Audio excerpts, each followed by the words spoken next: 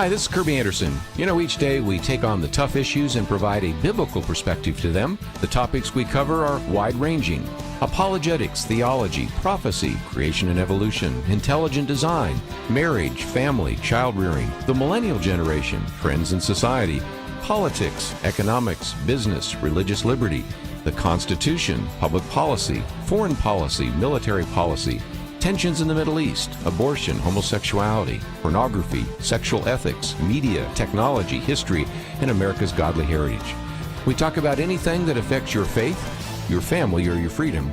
So don't go anywhere, because Point of View starts right now.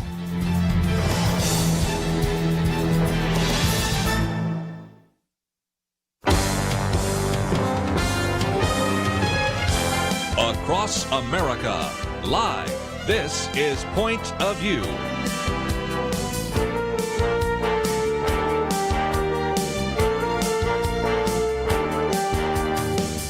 And now, Kerby Anderson. Thank you for joining me. It is the Wednesday edition of Point of View. It's the day before Thanksgiving. We will be playing a tape tomorrow, but we're live today, and I suspect you may want to join us because this hour we're going to get into some other issues in the news, in particular kind of looking back at the election before we move on into Thanksgiving and sort of forget about all of that in the future. Then we're going to spend next hour with Daniel Ray's been in studio, Sarah Salviander, Dr. Salviander, who actually was an atheist, who then, after studying physics as an undergraduate, became a theist. After she finished her PhD in astrophysics, became a Christian. And so we're going to talk about how, in some respects, the evidence for the fine-tuning of the universe is pretty significant and profound. You might remember Daniel Ray's been with us before. He was one of the co-authors of the book, The Story of the Cosmos. Dr. Salviander actually was one of the contributors to that. So anyway, we'll have some conversation about that in the first hour for the national broadcast. And then in the second hour, which will be 2 o'clock, Jerry Newcombe will be with us, and we have his documentary, which is called The Pilgrims.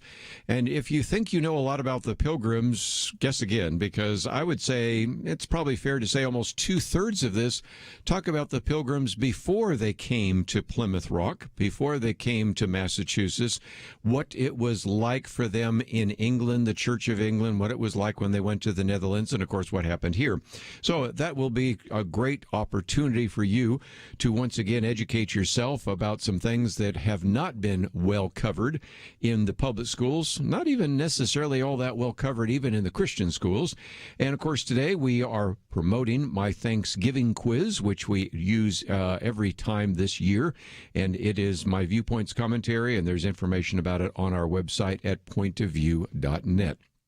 Okay, let's, if we can, talk about the first few articles I've posted here.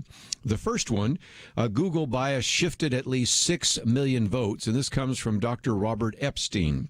This is the kind of conversation we should have been having over these last couple of weeks, and my producer, Steve, can verify the fact that more than one occasion I've complained that when you deal with Christians in apologetics, sometimes they end up reaching for some of the most extreme and least plausible arguments. Why they do that, I do not know. And it's also true of conservatives that when they write these op-ed, they reach for something that's so out of the mainstream. And again, you know, it is possible that we may get some great revelation here about Dominion computers and Smartmatic and some of that. And so possibly that's the case. If so, TikTok, the time is running out for all that kind of information. But instead of all the speculation and all the things being said about whether ballots were manipulated, the other day I did, of course, post a very good piece by Ken Blackwell, in which he talked about things that are easily documented, well known by both sides about where money went and what kind of influence was done and what was done before the election. This is another piece, and this comes again from somebody that I think is going to have a lot more credibility because Dr. Robert Epstein is a Harvard-trained researcher. As a matter of fact, those of you that remember B.F. Skinner, he was, I think, one of the people that published some of the information on that years ago. But anyway, he's a Democratic voter, so he's not coming to this as a pro-Trumper. But what he has actually been able to do is look at how the search engines of Google have, in many cases, he believes, manipulated the vote. And he estimates, and you can agree or disagree, that's why I've posted this article, because it goes on for pages, that it may have switched 6 million votes. Now, he's done this by simply saying that the search results for Google are strongly biased in favor of liberals and Democrats. By the way, he's fair enough to say that's not true if you were to use Bing or Yahoo. So then the researchers collected, if you can believe this, 500,000. That is 500,000 election-related searches, which is about 30 times more data than his team actually collected in 2016. And they found even 4 years ago that there were biased results, but this time found a whole lot more. He said that conservatives got slightly more bias in their search results than liberals did. And of course, the question is, how do you account for that? And they found what they called a smoking gun. He said, we found a period of days when the vote reminder on Google's homepage was being set out only to liberals. Not one of our conservative field agents received a vote reminder during those days.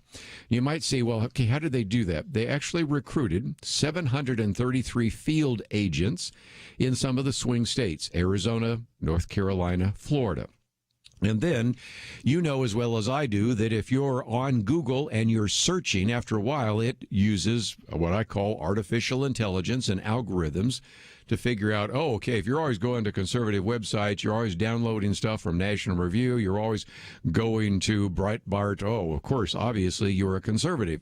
Or if you're always going to Salon and you're going to Mother Jones and you're going to maybe the Wall Street Journal occasionally, but most of the time you're going to the New York Times, you're downloading stuff from MSNBC, oh, okay, we're pretty sure you're a liberal.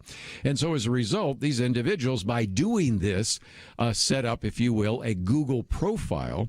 And so what they found is, interestingly enough, that everybody being reminded to vote was a liberal, and nobody that was a conservative was reminded to vote. Now, after he went public with that, Robert Epstein said that then all of a sudden they literally shut off that manipulation that night, and for 4 days before the election they were showing vote reminders for everyone, but of course they've already shown kind of the bias there.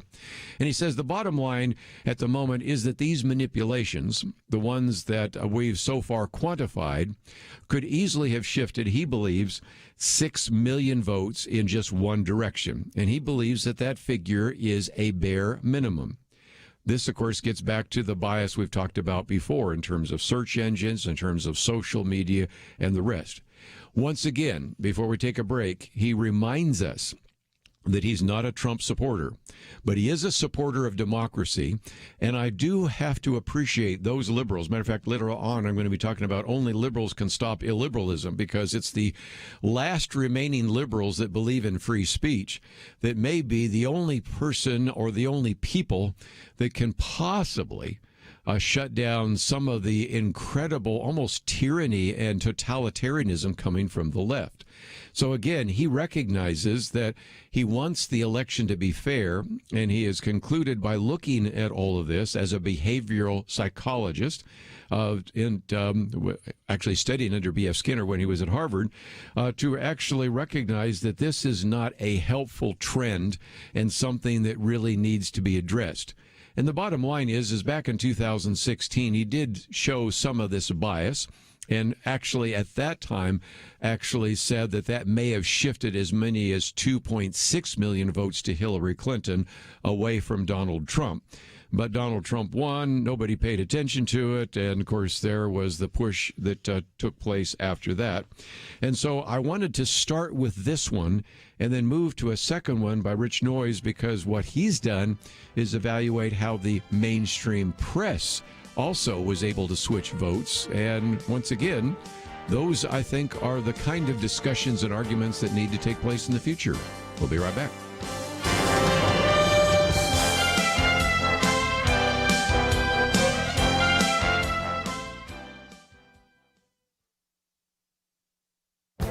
This is Viewpoints with Kerby Anderson.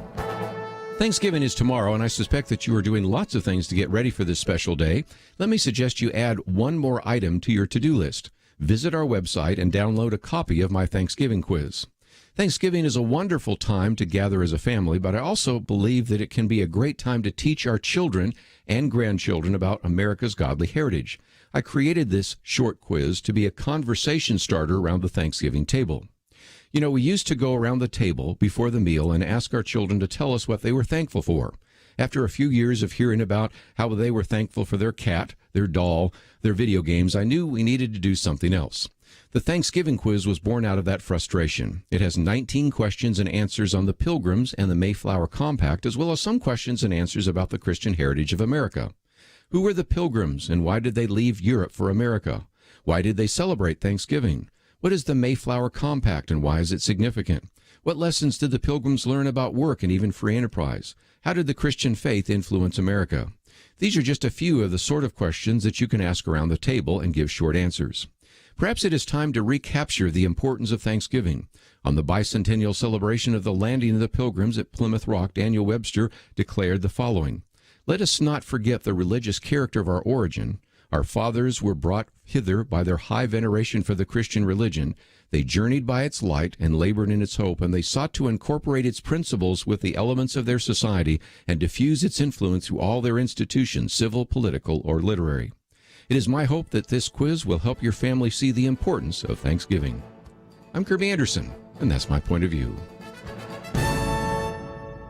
For a free copy of Kerby's booklet, A Biblical View on Loneliness, go to viewpoints.info/loneliness. That's viewpoints.info/loneliness.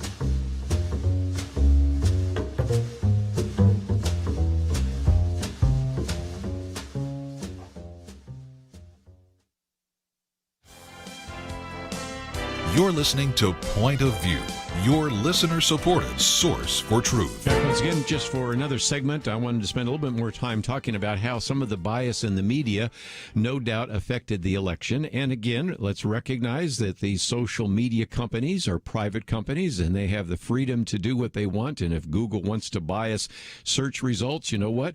You need to understand that. And one of the themes that has run through Point of View for the last year and a half is have some discernment, whether it's discernment about some of the things being said by politicians, maybe it's discernment about some of the things said by healthcare experts, maybe it's discernment about whether or not you should trust everything you hear in the media. That is certainly the case. And so the first article I've posted, and I've only summarized really the first basically 2 pages, and it goes on for many pages, is a very good summary of what has actually been revealed by Dr. Robert Epstein about his argument that if you look at these Google searches alone, he believes that Google's bias shifted at least 6 million votes. And, of course, much of the research that they did was primarily in some of the swing states of Arizona, North Carolina, and Florida. Would have been nice if they had Michigan and a few others. But this is really a shift simply to something that talks about reporting and the lack of information that individuals might have if they used Google. So that's the first part. That's my first article. And now let's look at the second article, because this one comes from our friends at the Media Research Institute. And this one is even more significant because what they did there at the Media Research Institute was ask the polling company, which is an official company, to survey 1,750 Biden voters. These are people who voted for Joe Biden. in 7 swing states, which I thought was really good because it's Arizona, Georgia, Michigan, Nevada, North Carolina, Pennsylvania, and Wisconsin. 6 of which were called for Biden, all but North Carolina. And so then they tested the voters' knowledge of 8 news stories. Well, let me give you the bottom line before we get to all of the other information. And the bottom line is you look at those 8 issues, they went and then asked them, would this have changed your vote if you knew this? Because this is about the blocking of information that people would have about Joe Biden, about Donald Trump. Okay? Looking at the 8 issues taken together, their poll found that 17% of Biden voters told us that they would have changed their vote if they had been aware of one or more of these issues, which we're going to talk about. You might say, well, what would 17% be? Well, if this was actually, and they show this in a chart, which is why I really encourage you to print this out, because it's kind of hard to talk through all these numbers on radio. But if you look at the chart, we can see that this would have moved every one of the swing states into Donald Trump's column, away from Joe Biden into Donald Trump's column, in some cases by a huge margin. And so they estimate that if there was really a fair press, then Joe Biden would have actually lost, and Donald Trump would have won in the Electoral College 311 electoral votes to 227. So again, these are the kinds of arguments that I think are more compelling, and if nothing else, just a reminder to us that some of the concerns that have been raised for years about the fact that the press is not fair is probably even more illustrated and demonstrated this time. Let's talk about the 8 real quickly. The first they put into the category of burying Biden's bad news.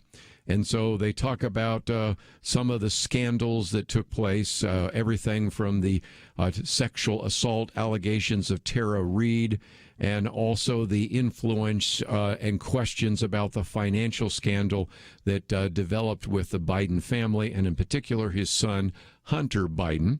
And so those which were obviously censored by Twitter and Facebook, and well ignored in most cases by the liberal media, was one of those very significant issues that was left off. So this is a whole category called burying Biden's bad news.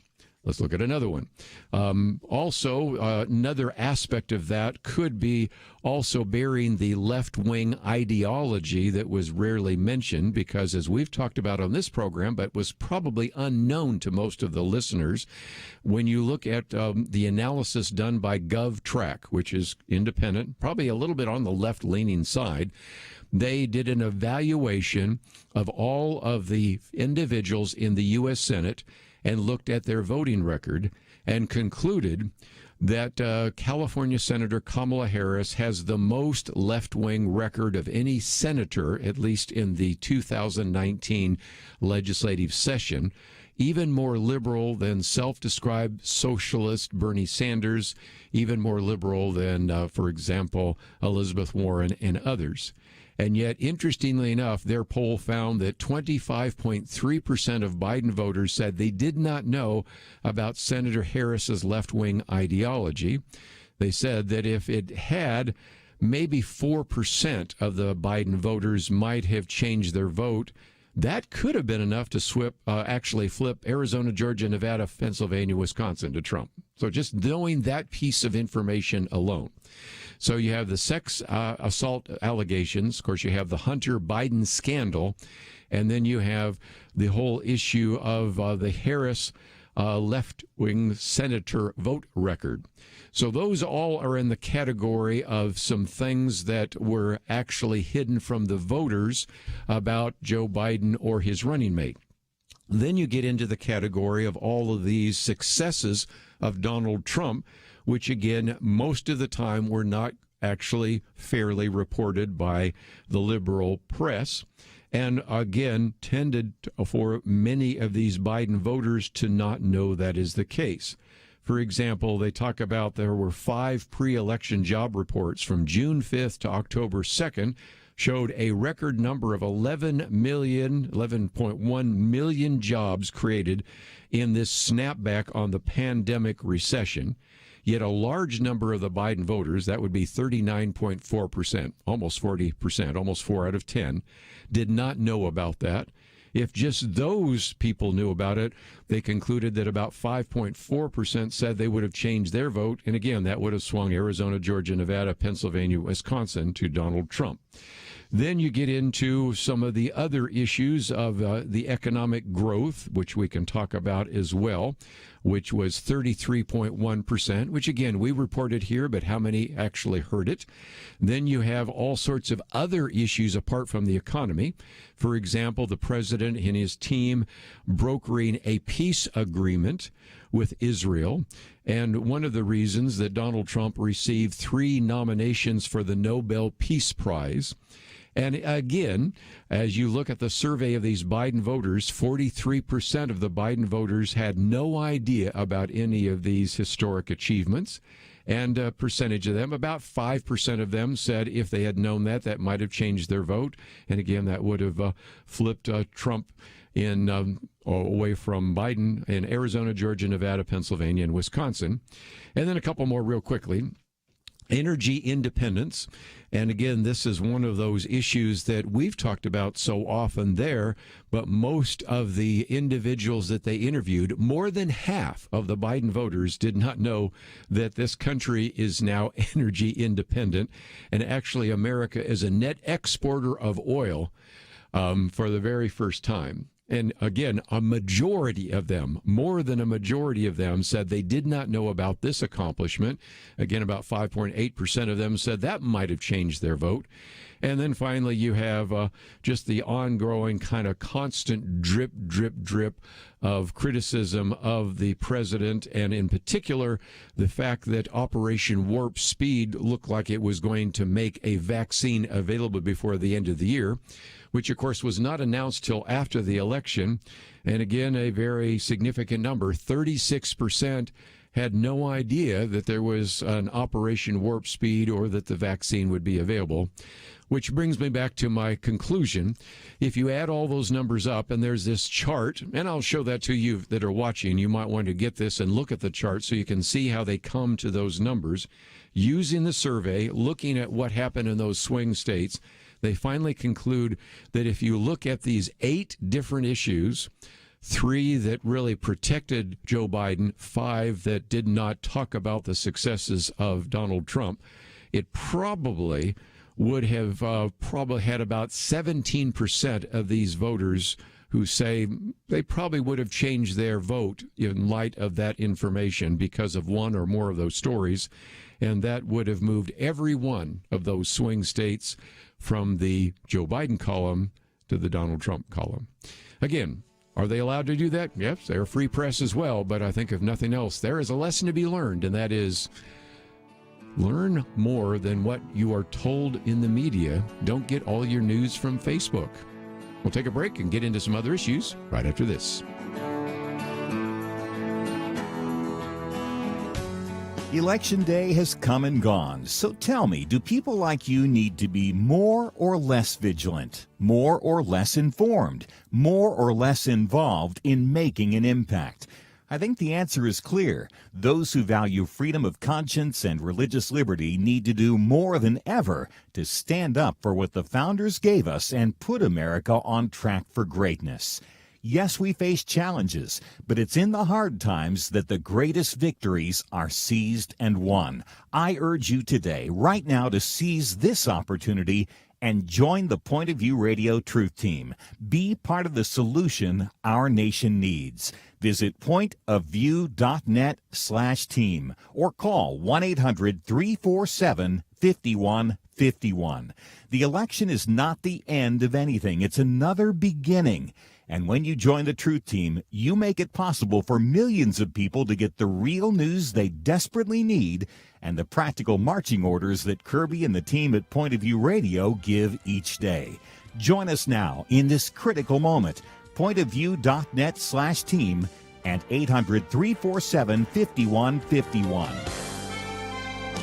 Point of View will continue after this.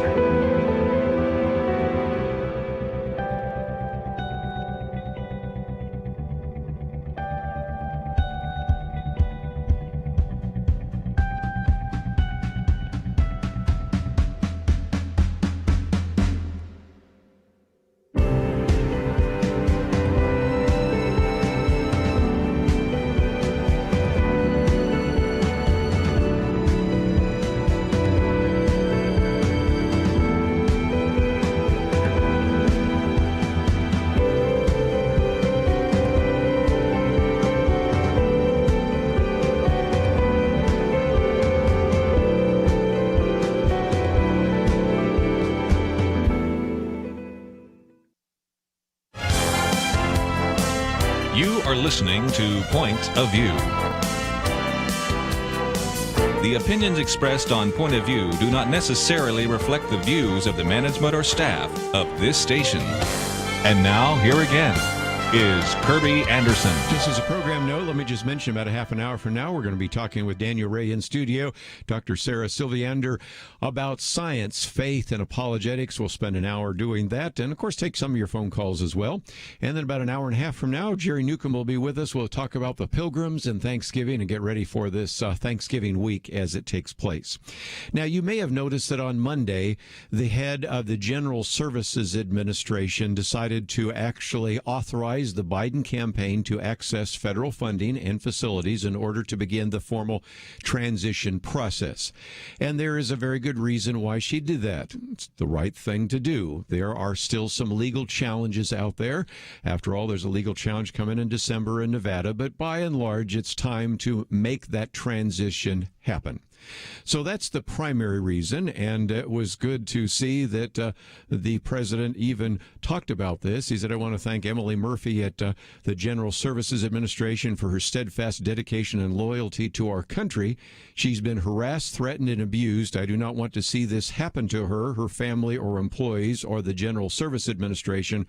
Our case strongly continues. We'll keep up the good fight, and I believe we will prevail. Nevertheless, in the best interest of our country, I'm recommending that Emily and her team do what needs to be done with regard to initial protocols. Told my team to do the same. So, again, that's the right thing to do, but there's a second reason that the president mentions, and it's almost impossible to find this on in the mainstream press, and that is she, that is, the administrator of the GSA, the General Service Administration, has been routinely threatened and doxxed. Now, you know what I mean when I talk about doxing? Well, that's when we give out the private information of, where you live, maybe the names of your kids. Of course, we saw up in Michigan, they were even talking about which school your kids go to. And so in some respects, as Gary Bauer puts it, Emily Murphy was being subjected to what Christians, pro-life advocates, and other conservatives are routinely subjected to. They're being threatened and doxxed, and the president didn't want her to face that any longer. And he says, this is now an established pattern. You could write a book about the people the left has attempted to ruin simply for being conservative. Sadly, it works, and as long as it works, the left will continue to do it. That relates a little bit to some of the conversations we've already had, live not by lies, right? As well as even the conversation yesterday, we will not be silenced, by, again, Erwin Lutzer. This is something to pay attention to, and it's the reason I've posted this third article that comes from an individual that actually writes for Real Clear Politics. And he actually says only liberals can stop illiberalism. Now, I don't know that he makes this argument, but we have made this, and Dennis Prager has made this, and that is we want to make a distinction between liberals and the left. Liberals believe in free speech. Liberals believe that even though I may disagree with you, I support the right for you to express your point of view. Is that the view of the left on college campus? No, you don't have a right to make your statements. You do not have a right at all to speak into this issue. And so that is one of many illustrations we've used. Matter of fact, my most recent booklet, I should say, is called The Liberal Mind, makes that distinction and points out some of the differences between, if you will, liberalism. That'd be Alan Dershowitz and Jonathan Haidt and all sorts of other people that we've had on the program who, though they would never call themselves conservatives, would never call themselves Christians, would probably disagree with a lot of things we talk about on this program, nevertheless are open to any kind of dialogue and discussion. The left is not. And so what is happening is that Peter Zane, I guess it's Peter Zane is how he actually pronounces his middle name, J. Peter Zane, says that when my liberal friends share their apocalyptic fears about right-wing brown shirts, I say, I've never encountered one of those people, have you? He says the answer is always no. If the patio isn't a tinderbox, I'll then ask if they ever worry that something they or their children might say could spark a catastrophic blowback. And the reply is always yes. That's the fear of doxing, the fear of some kind of that. But when I inquire whether they believe such punitive retribution at work, at school, or on social media would come from the right or the left, they usually fall silent. Because as I gather, he's probably friends with a lot of liberals, and I suspect he may even call himself left of center. He's recognizing that if we liberals, and I'm putting him in that category, but if they liberals and nothing else, if they don't start taking some time to stand up for this, you're going to see a lot more. Because he goes on to say, let me state the obvious. The censorship now prevalent on campus and in the corporate offices, the cancel culture and the Twitter mobs that have cost some people their jobs, and the violence of Antifa are a specialty of the left, not the right. For all the comments about white supremacists and all the rest, probably as many people as you can fit in a phone booth.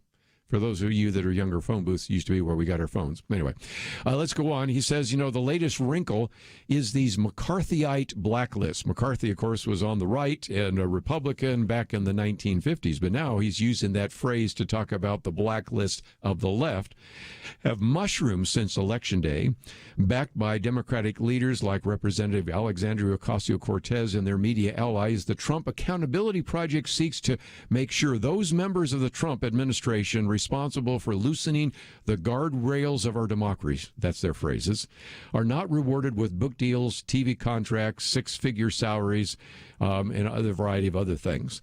As a matter of fact, they point out, and I'd seen this the other day, that students at Harvard University, supported by the union that represents the university's graduate students, have an open letter demanding the creation of a system of accountability for high-level political appointees and Trump administration consultants before they're ever invited as fellows to teach or speak on campus.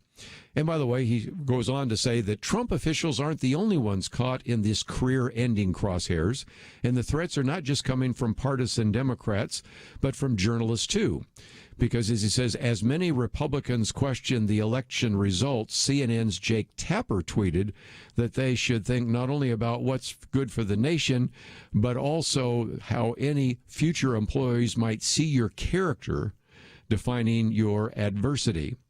And then in a post-election pitch to new subscribers, this was in the New Republic, argued that people should stop wasting their time talking with, and it uses a phrase I won't use, but it's a phrase that's used for donkeys. You can figure out where we're going with that.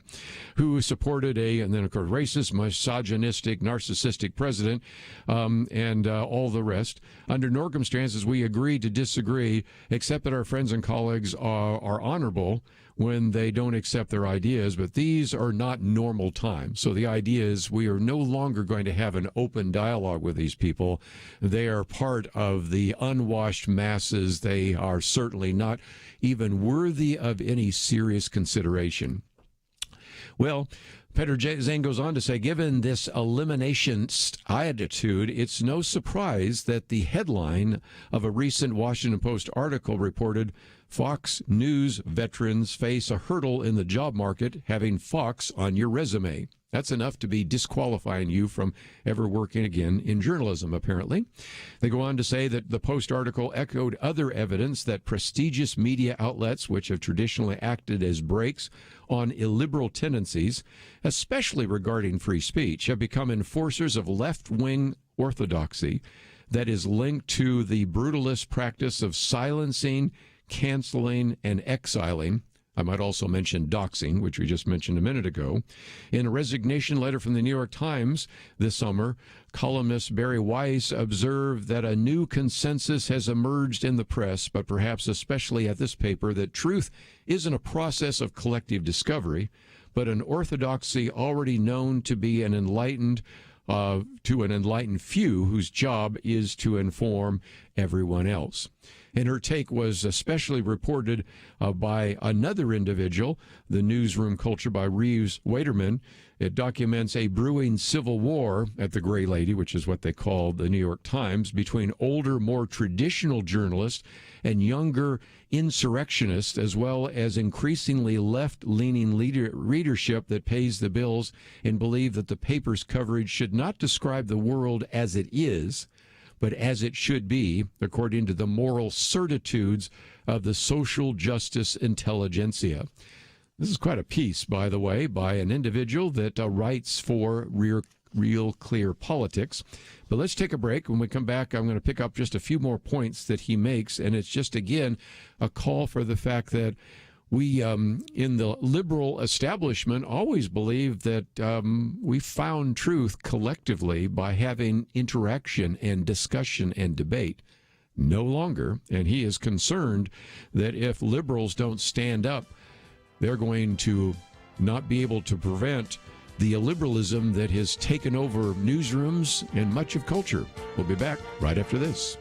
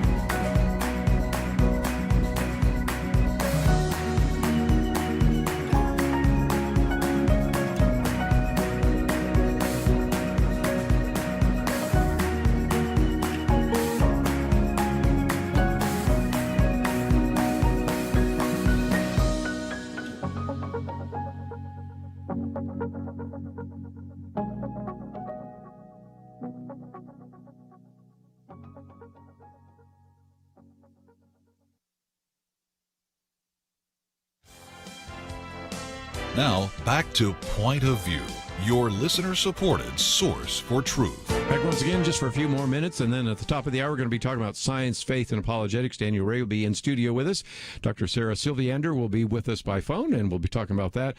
And then, of course, at the 2 o'clock hour, we'll be talking about the Pilgrims, Thanksgiving, and all sorts of other issues that are certainly relevant to our conversation today. But let's, if I can, finish off this piece by J. Peter Zane, Only Liberals Can Stop Illiberalism. And we were talking about this piece that appeared in the New York Times by Reeves Weiderman, but then he goes on to simply point out that the irony is that that article ran in the New Yorker magazine just weeks after the columnist and kind of the anti-woke scourge Andrew Sullivan actually left the publication. And if you're not familiar with who that is, here is an individual that is a homosexual.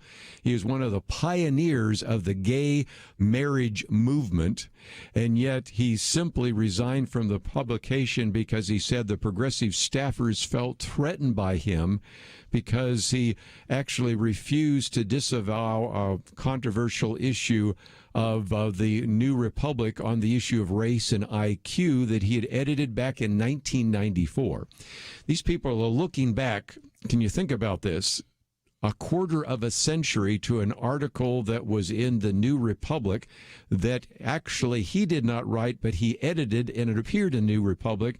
And because he wouldn't disavow that, they felt threatened by him. They needed a safe space. And it just shows you that even now the liberals are finding themselves being shoved out, in many cases marginalized by the left because of the growing intolerance there as well.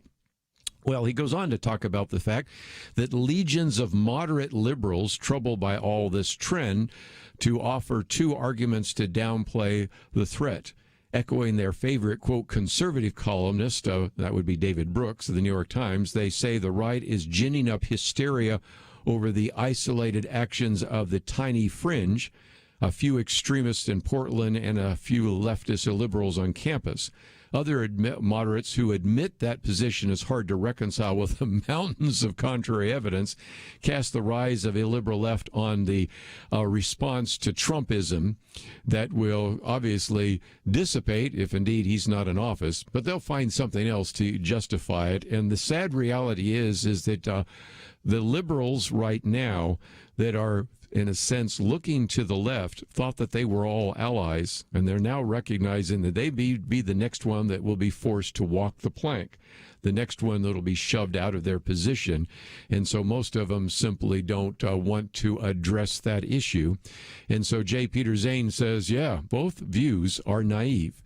As he says, as Helen Pluckrose and James Lindsay detail in their indispensable new book, Cynical Theories, How Activist Scholarship Made Everything About Race, Gender, and Identity. By the way, a book that a number of people have recommended to me as well.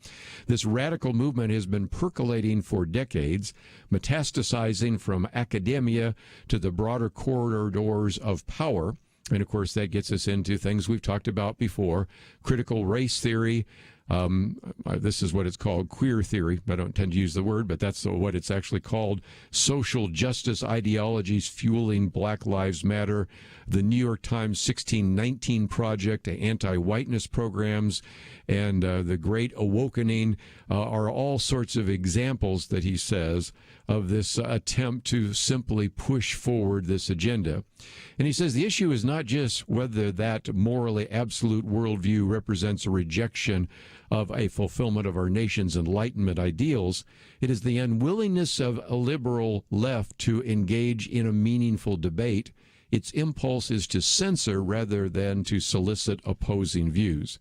And so he goes through quite a lot of other aspects of it, but if nothing else, one of the things he ends with is a really striking paragraph in which there were some who have always argued that, well, this is just a pendulum swing. And this one particular article by Morrison, Gary Saul Morrison, really argues something very different. Because he says one sometimes hears that the pendulum is bound to swing back. But how do we know there is a pendulum at all, rather than, let's say, a snowball accelerating downhill? It's unwise to comfort ourselves with metaphors. When a party is willing to push its power as far as it can, it will keep going until it meets sufficient opposition. In the French Revolution, Gary Saul Morrison said, terror was eventually stopped by Thermidor and then by Napoleon. But in Russia, Stalin proclaimed the intensification of the class struggle after the revolution, entailing an unended series of arrests, executions, and sentences to the gulag. What meets no resistance does not stop. So sometimes we can hear people use these silly metaphors that, well, the pendulum's going to swing back. What if it's not a pendulum? To use a different metaphor, it's a snowball running down the hill, and it's just going to get worse and worse and worse. So that's certainly something to think about. Might just mention that one of the other articles I've posted is not going to happen anytime soon, but it is the proposal by Joe Biden that we will actually implement a gun control program that would be more draconian than anybody imagined, because as the author here mentions, what we would end up with is individuals that have the so-called assault weapons either will have to choose between giving up millions of their firearms and magazines in a federal buyback or registering those guns with the federal government, paying billions of dollars in taxes for the privilege. The cost could be horrendous.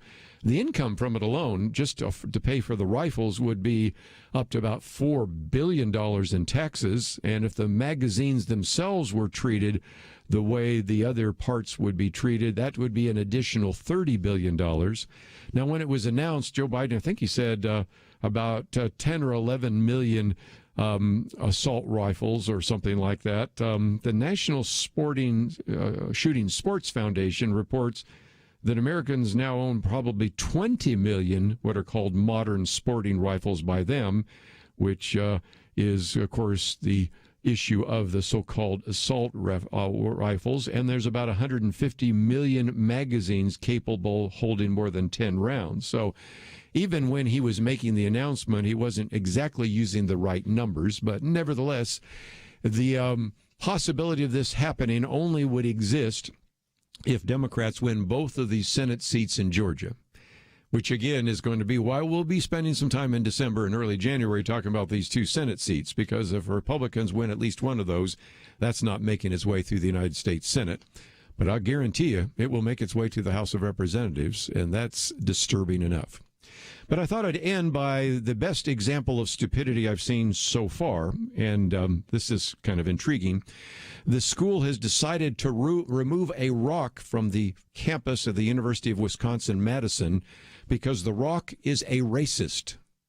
I'm not making this up. They did actually vote. The campus planning committee unanimously voted to remove Chamberlain Rock. You're saying, I don't even get this. Well, it turns out it's named after the former school president, Thomas Trouter Chamberlain. He was a leading geologist, and this rock is a very heavy rock, by the way, because it's an aggregate of minerals and all sorts of things. It weighs about 70 tons. Okay, why are we removing the rock? Well, it's because for a time, the rock had, for a few people that certainly had no sense of propriety, used the N-word to describe the rock. And so because you can go back in time and find the few people using the so-called N-word about the rock has got to be removed from the campus. If that doesn't make any sense, well, that's the best I can give you. And if you want to see insanity breaking out on the campus, we are now going to have to move a 70-ton rock at the University of Wisconsin-Madison because some people use the N-word to describe the rock. I give up. Anyway, we're going to talk about science, faith, and apologetics right after this.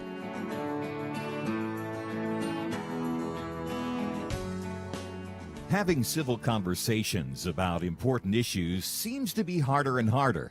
Various media outlets tell people what they should believe, why they should be outraged, and getting people to actually think, well, it can be difficult. Whether it's the gospel, tax issues, social policy, or just about anything else, you need to have solid information and clear thinking to address the hard issues. You need God's truth applied. And that's what you get in less than 2 minutes with Point of View's Viewpoints Commentary, a daily resource to help you be informed and think through the things we need to be talking about. It is free and will arrive in your inbox each day when you visit pointofview.net/signup. Sometimes we know we should say something, but we're silent because we're not quite sure what to say. Viewpoints Commentary can help you break the silence and change the narrative. It can make you a more equipped agent for truth. Get your free subscription to the Viewpoints Commentary at pointofview.net/signup. Pointofview.net/signup. Point of View will continue after this.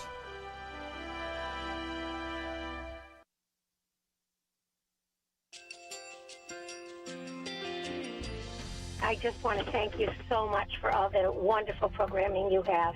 You're just absolutely fantastic. I recently started listening to Point of View, and I really found it interesting because of the different subjects you cover. Thank you for that.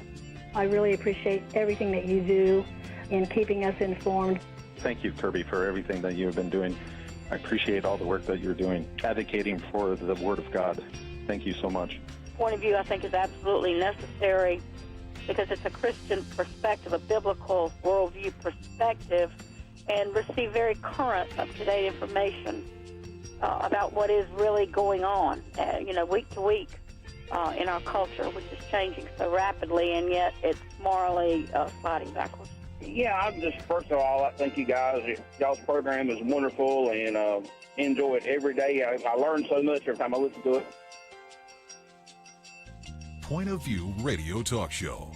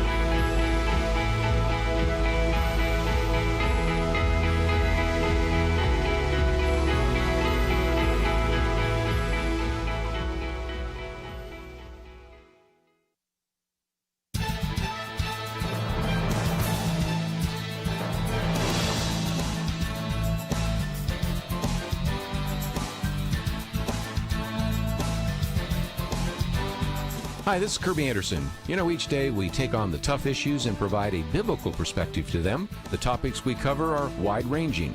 Apologetics, theology, prophecy, creation and evolution, intelligent design, marriage, family, child-rearing, the millennial generation, trends in society, politics, economics, business, religious liberty, the Constitution, public policy, foreign policy, military policy, tensions in the Middle East, abortion, homosexuality, pornography, sexual ethics, media, technology, history, and America's godly heritage. We talk about anything that affects your faith, your family, or your freedom. So don't go anywhere, because Point of View starts right now.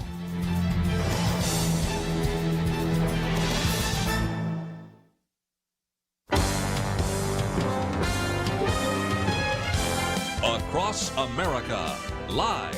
This is Point of View.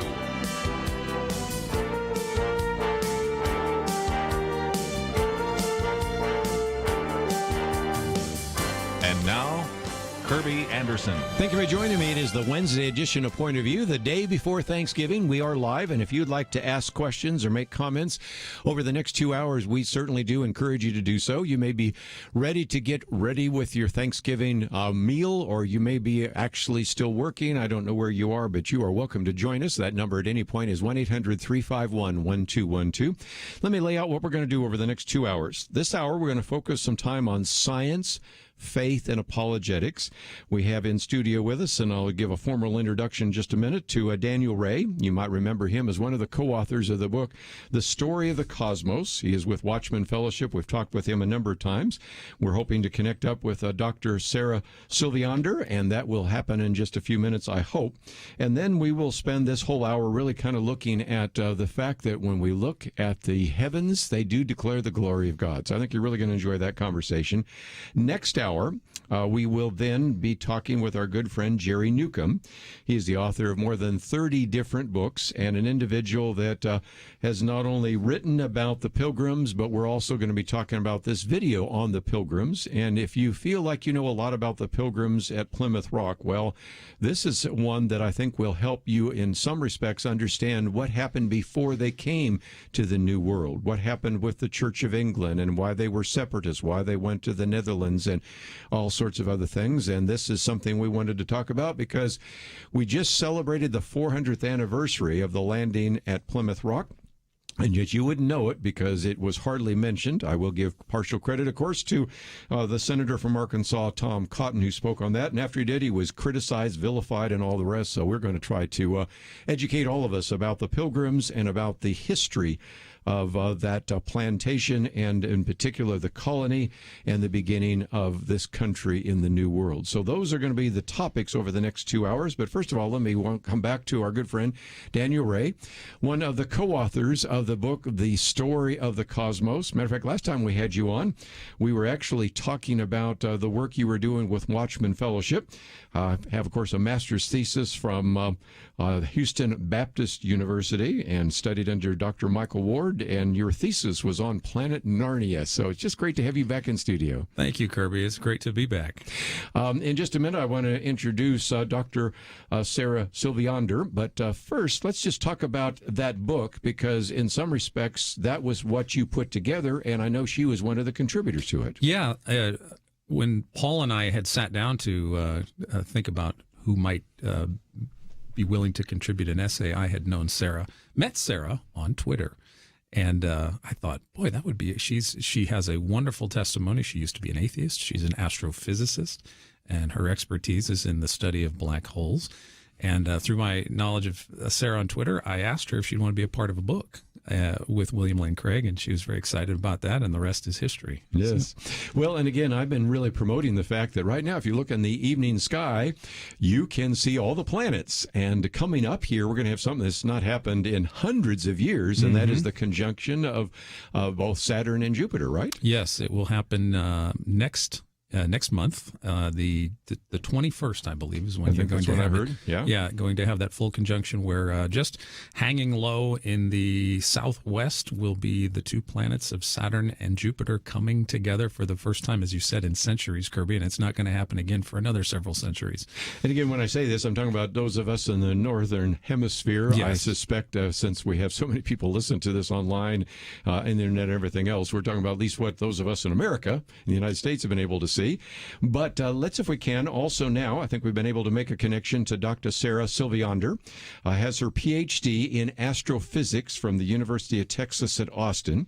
But I've also had a chance to learn a little bit more about her. By the way, if you would like to know more about either of these guests, you can click on the picture there of Daniel Ray, and that will take you to thestoryofthecosmos.com. And if you haven't purchased a copy of the book, that's a great place to get it, although we've made it available here at Point of View as well. If you go to Sarah's website, you might say, okay, I don't know how to spell her name. That's okay, because we have it right there, sarahsilviander.com. And we also have one, 6 Day Science, which is also one I want to point you to. But Dr. Sarah Salviander, thank you for joining us today here on Point of View. Hi there. Good to be here. Let's, if we can, hear your story for just a minute, because I have read a little bit about it, and it's an incredible story indeed, because you headed off to study physics in Eastern Oregon University, and I studied at least one place at Oregon State University, so I kind of know where that is. And then that process as an atheist, I understand you sort of became a theist, but then later when you got your master's and PhD, you became a Christian, and I would love to hear that story. Okay. I was raised atheist in a secular country and just had no exposure to religion whatsoever beyond maybe just what little of religion you see depicted in movies and television, which often isn't flattering. And had gone to, moved from Canada to back to the United States, where I'm originally from, went to university there, to get my physics degree. And about halfway through that degree, I did a summer internship at UC San Diego, studying really deep space kind of cosmological stuff. And that's what got me thinking, rethinking my atheism, really, just seeing how wonderfully organized the universe is. And I'll just kind of cut to the chase here. It really led to a revelation. I stopped literally in my tracks and just realized the best explanation for all this is there is a God. And I became a theist on the spot quite unexpectedly. And then over the next couple of years, I didn't really give it a lot of thought. I just was pleased to believe in God at that point. And I didn't really give a lot of thought to what it all meant and what exactly the characteristics of this God were. And then I found a book called The Science of God by Gerald Schroeder, who's an MIT-trained physicist, and he's also an Orthodox Jewish theologian, takes the Old Testament very seriously. And I read the book. I was quite moved by it. And I was quite moved by how he showed that we can take, especially the book of Genesis, very seriously, and not in an allegorical way, but in quite a literal, faithful way. And I just thought, my goodness, if I can take the Old Testament seriously, what about the New Testament? And around that time, so by this time I'm about halfway through my PhD at UT, and just purely by luck, I happened to meet this pastor. And my husband and I met him, and we started talking to him and just mentioned, I'm a scientist, and, I believe in God, but I'm not really sure what to make of the New Testament at this point. And he said, that's great. Why don't you start coming to my church, start taking some classes, and we can really talk about this. So I did. And I also started reading Lee Strobel's book, The Case for Christ, and was pretty compelled by the evidence. I have to say that I found the evidence for the person and the ministry and the resurrection of Jesus to be very compelling. And I realized at some point, I have to take this seriously. I can't just ignore this evidence. Let me jump in, because we have to take one of those mandatory breaks, and I know some people are going to love to hear this rest of the story, but let's take a break, and when we come back, we'll continue our conversation, because we're talking with Daniel Ray and Dr. Sarah Salviander. And again, if you haven't gotten a copy of the book, The Story of the Cosmos, Fascinating book. We'll talk more about that right after these important messages.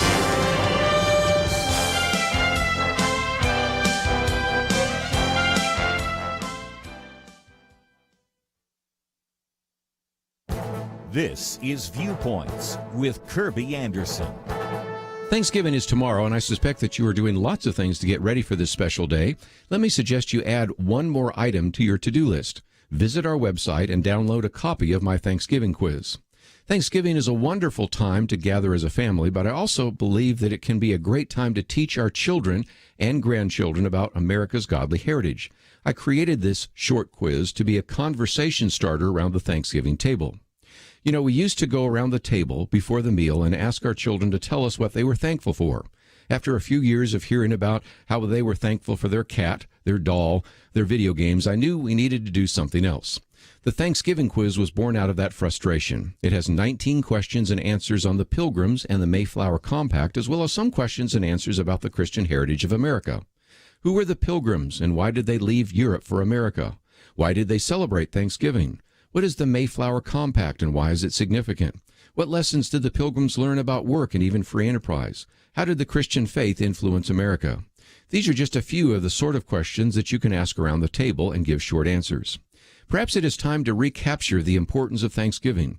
On the bicentennial celebration of the landing of the Pilgrims at Plymouth Rock, Daniel Webster declared the following: "Let us not forget the religious character of our origin. Our fathers were brought hither by their high veneration for the Christian religion. They journeyed by its light and labored in its hope, and they sought to incorporate its principles with the elements of their society and diffuse its influence through all their institutions, civil, political, or literary." It is my hope that this quiz will help your family see the importance of Thanksgiving. I'm Kerby Anderson, and that's my point of view. For a free copy of Kerby's booklet, A Biblical View on Loneliness, go to viewpoints.info/loneliness. That's viewpoints.info/loneliness.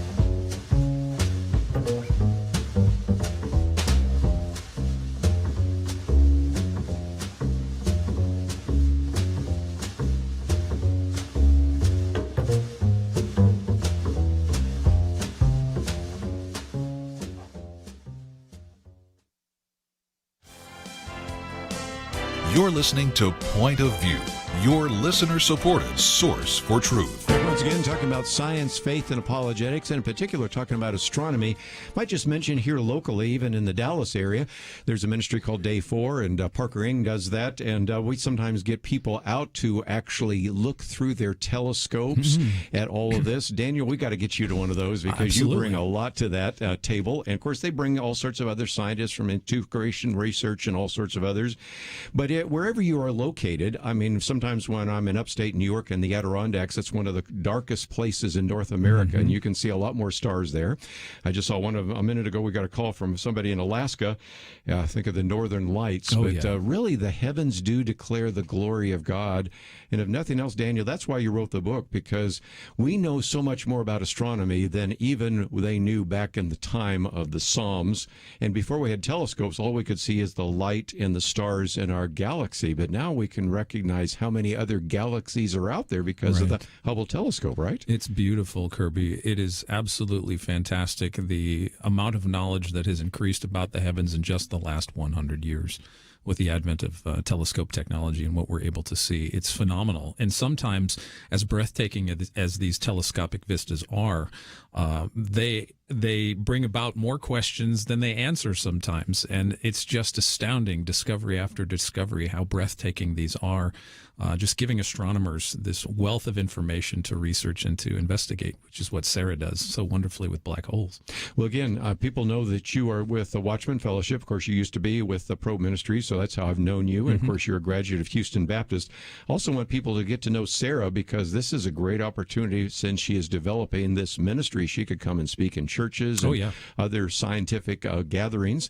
But Dr. Sarah Salviander, let's see if we can finish your testimony there. We left you thinking about Christianity, but tell us the rest of the story. Okay, yeah.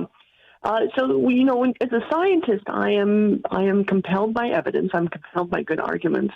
And what you can't do when you're presented with really good evidence and a really good argument for something is to ignore it and to just say, well, forget it. This has no impact on my life. And so really at that point, I felt compelled to convert to Christianity, not only because of the evidence, but also because I realized that Christianity was responsible for so many of the things that I valued, individual rights, science. The science I love so much is a direct product of the Christian faith. Just all of these wonderful things that we have, particularly in the West.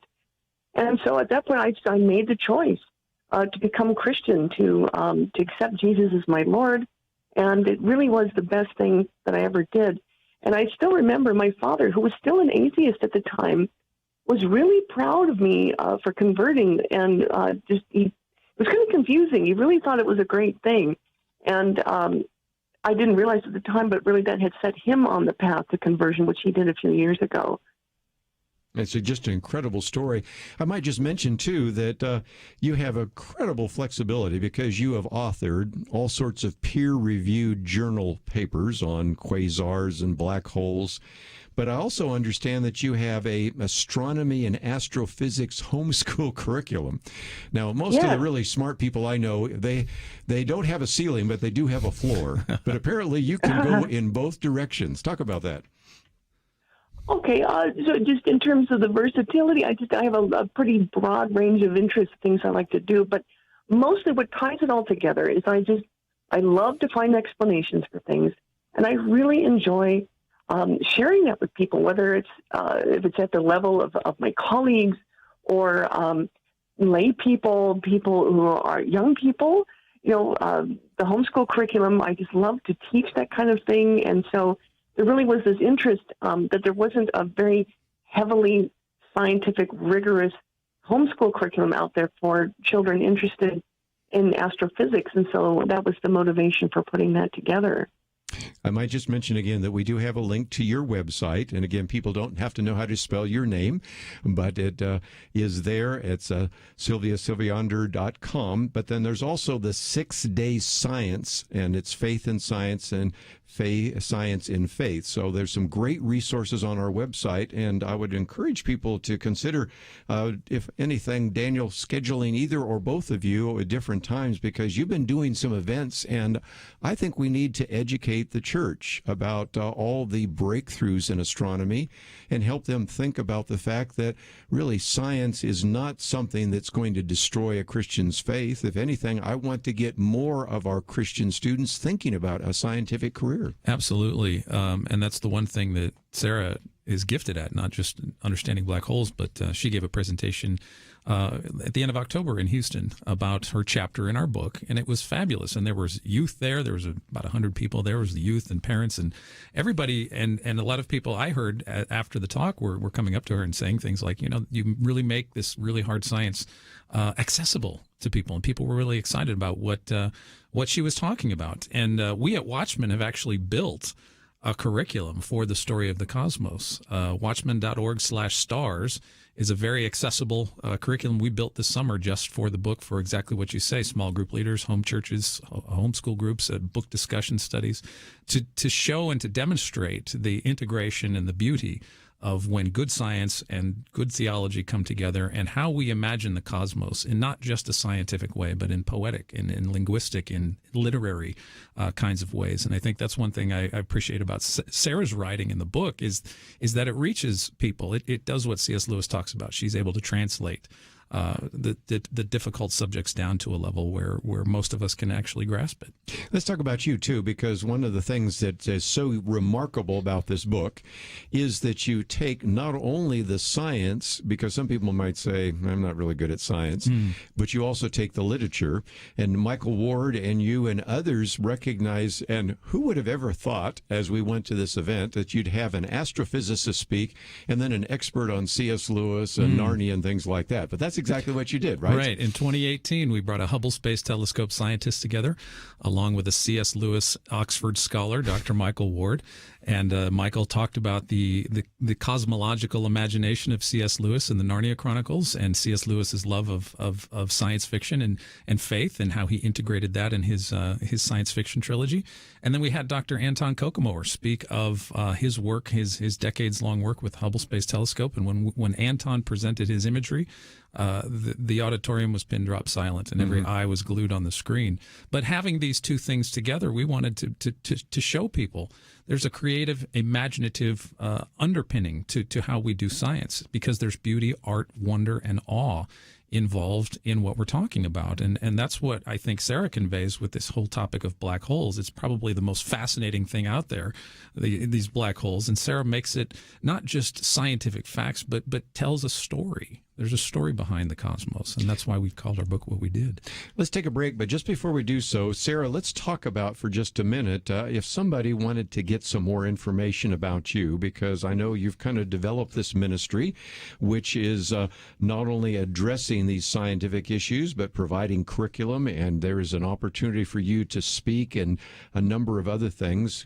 People can go to 6dayscience.com or then go to your website, but talk about how they can connect up to you and what might be available to some of our listeners as we maybe come out of some of the restrictions right now. I know the pandemic and the COVID has really prevented a lot of in-person conversation and teaching, but I think that's going to change. And so what would be available if people were to contact you? Okay, and I'll mention a good way to contact me is through Twitter. I'm quite active on social media, and they can send me private messages. I really like to connect with people that way. Just come and see me on Twitter. That's where I do a lot of ministry type things. But I do come and I'm willing to give public talks at churches, at schools, for private groups. That's just my thing. I really like to connect with people. And I'd love to have both of you come out to a Star Watch party. I think you're down in Austin these days. Is that where you are these days? Yeah. Yes. Yes. And so both of you in the state of Texas, but there will be opportunities for people to have you come and speak. And if this is something that would be of interest, or maybe if you even have a college ministry and you want to have an outreach to those who are scientifically gifted. Of course, you got to recognize Daniel works with Watchman Fellowship, so he's probably pretty good also dealing with cults and world religions and philosophies and all sorts of other things. So you're bringing together two individuals, but again, it illustrates the book. You know, if you're a left hemisphere thinker, you'll love the book. If you're a right hemisphere thinker, you're going to love the book, because it really pulls those two together in a way that I've seen very few other books do. And again, it's called The Story of the Cosmos. And of course, if you find yourself saying, well, I'd like to know more about that, just click on the picture of Daniel Ray and it takes you to thestoryofthecosmos.com. Talks about the contributors, and we're talking to one of those. It has a contact point so that you can find out a little bit more, and I would encourage you to find all of those at our website, pointofview.net. Let's take a break, though. I'm going to open up the phones. I suspect some of you may have some comments or questions. Maybe you've been thinking about astronomy. Maybe you've been thinking about science, apologetics, maybe about how to reach that non-Christian friend that loves science but is convinced that science has disproved the Bible. Well, we'd love to hear from you. 1-800-351-1212.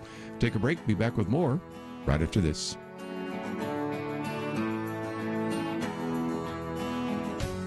Election day has come and gone, so tell me, do people like you need to be more or less vigilant, more or less informed, more or less involved in making an impact? I think the answer is clear. Those who value freedom of conscience and religious liberty need to do more than ever to stand up for what the founders gave us and put America on track for greatness. Yes, we face challenges, but it's in the hard times that the greatest victories are seized and won. I urge you today, right now, to seize this opportunity and join the Point of View Radio Truth Team. Be part of the solution our nation needs.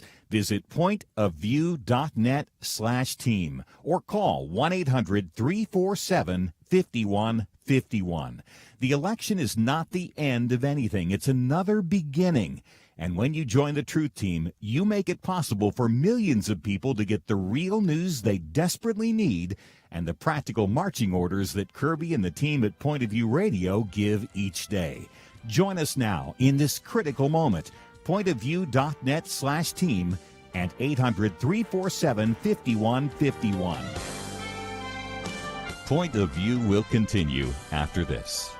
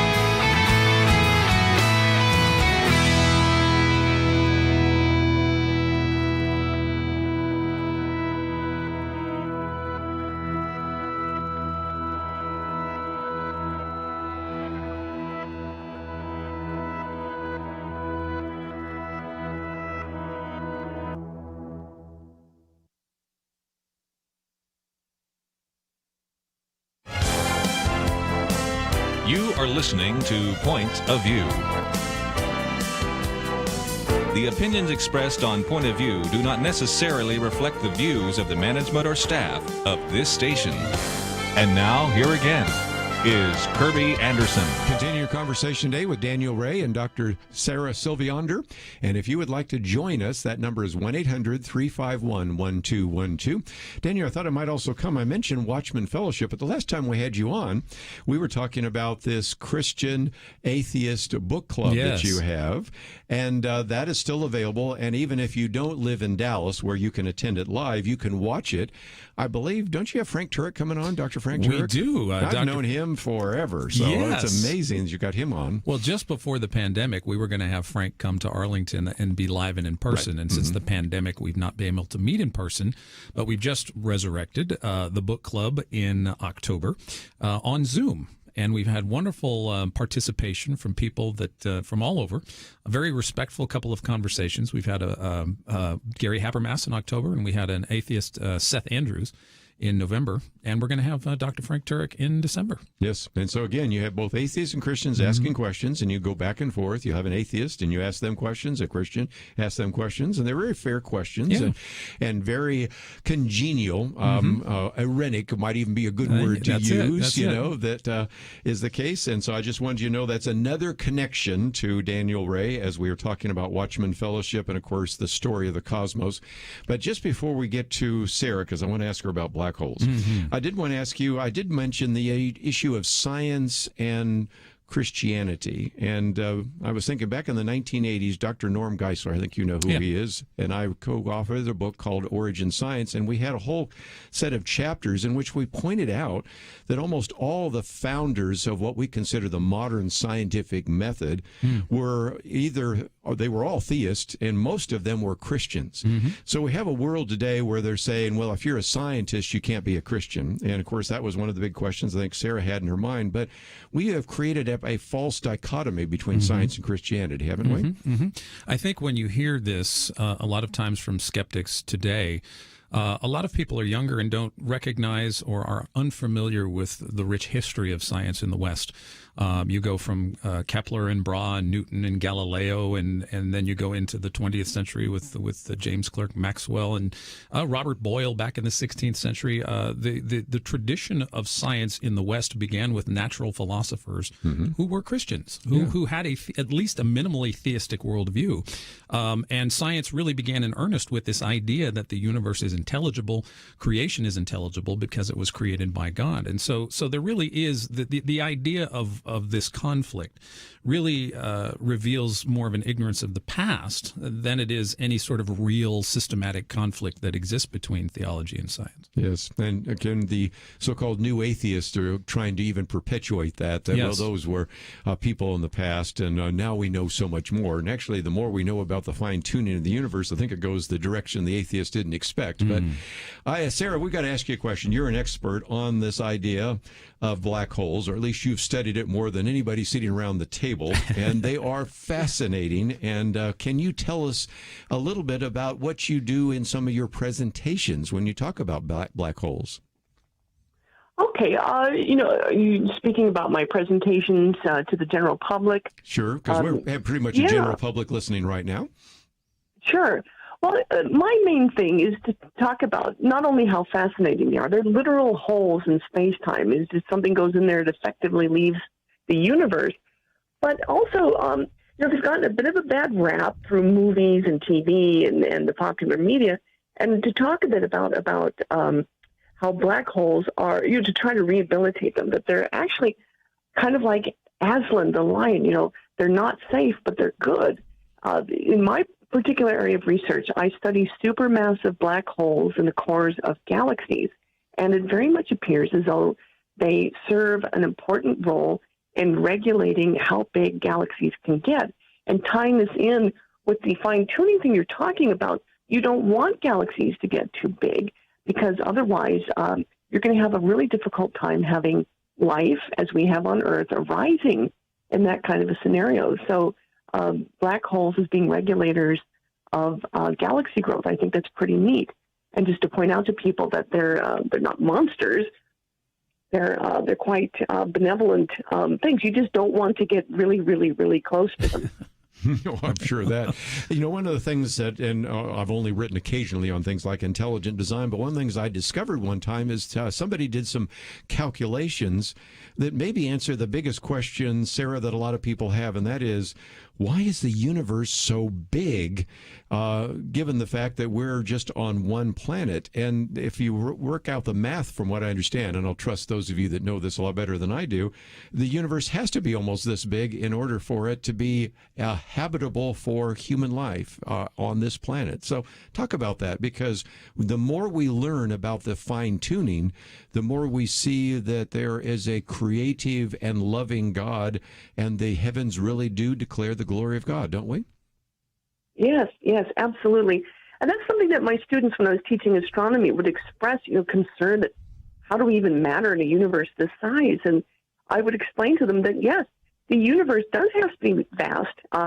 Galaxies are giant chemical factories. They manufacture the chemicals that are necessary for life, life as we know it.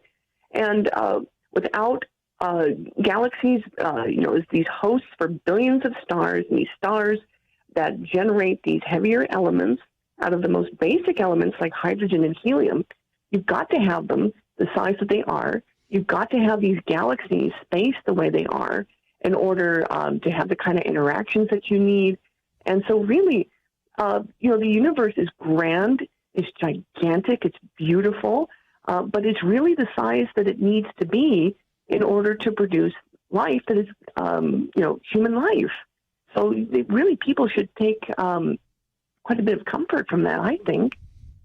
Daniel, one of the things that you might remember from Contact, I know a while back you even did an interview with, I think it was the daughter of Carl Sagan. That's right. But Carl Sagan, when he wrote Cosmos, Contact, and then when they did the movie, there's a last scene of, why is the universe so big? And are we the only ones there? There is a sense in which today people following what might be called the Copernican principle say, well, this is just a pale blue dot. We're very insignificant. So how do we think through that? Well, I think an easy example that I often will say to people is that, here we are in the state of Texas, and we are pretty size-wise, geographically size-wise insignificant to the whole state of Texas. But does that doesn't comport. It's a non sequitur that we would determine significance from stature. I mean, how big do you have to be significant? So it's a pretty easy non sequitur to unpack and realize that if you extend that rationale out to the cosmos, it doesn't make any sense either. Significance is not derived from size, just like we're dealing with the coronavirus. It's a very small virus, but it's hardly insignificant. That's a good line. Sarah, what about that? I'm sure you've had some people that have raised that same question with you. The universe is so big, so what role do we have in this? And you can go to Psalm 8 and other passages that talk about the fact that human beings are valuable and we're created in God's image. But it does seem to me that sometimes if you follow that argument from science, it tends to suggest that we aren't significant. And from a earthly point of view or a secular point of view, that's really true. But now that you've become a Christian, it seems to me that there are some real significant points that you can bring to that discussion, aren't there? Oh, yeah. And I look at it, I get asked this on Twitter all the time, and I tell people, what about a fabulously wealthy king, a king that is extremely powerful, that has all the money that you could imagine? Well, he doesn't build a little tiny condo for himself. He builds a magnificent palace, something so enormous that he couldn't possibly occupy all of the space in there. Several stories high and just beautiful and almost extravagant. And I liken that to what God has done for us in creating our home in this physical world, that it's vast. We couldn't possibly explore or take up all of this space. It's beautiful. And to me, that's more God saying, here's my handiwork. Here's what I've done for you. Look at this home that I've created for you. To me, it's an expression of God's love for us. We need to take a break, but I was just thinking about some of the conversations we've had in the studio with Michael Gillen. He was the ABC News editor, and, of course, an individual that was a professor of physics at Harvard, and we've talked about some of these other ideas. And so, again, I just wanted people to be exposed to some of these individuals that certainly bring a tremendous amount of expertise to the table.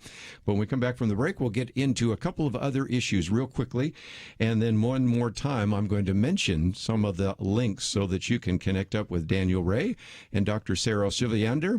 And again, those are resources that are available. And one more time, let me also mention the book, The Story of the Cosmos, How the Heavens, in a sense, declare the glory of God. And so we're going to get into those right after the break. But let me just mention real quickly, some of you might have a question, or else just sit back and listen to the last conversation we're going to have with them after the break. That number is 1-800-351-1212.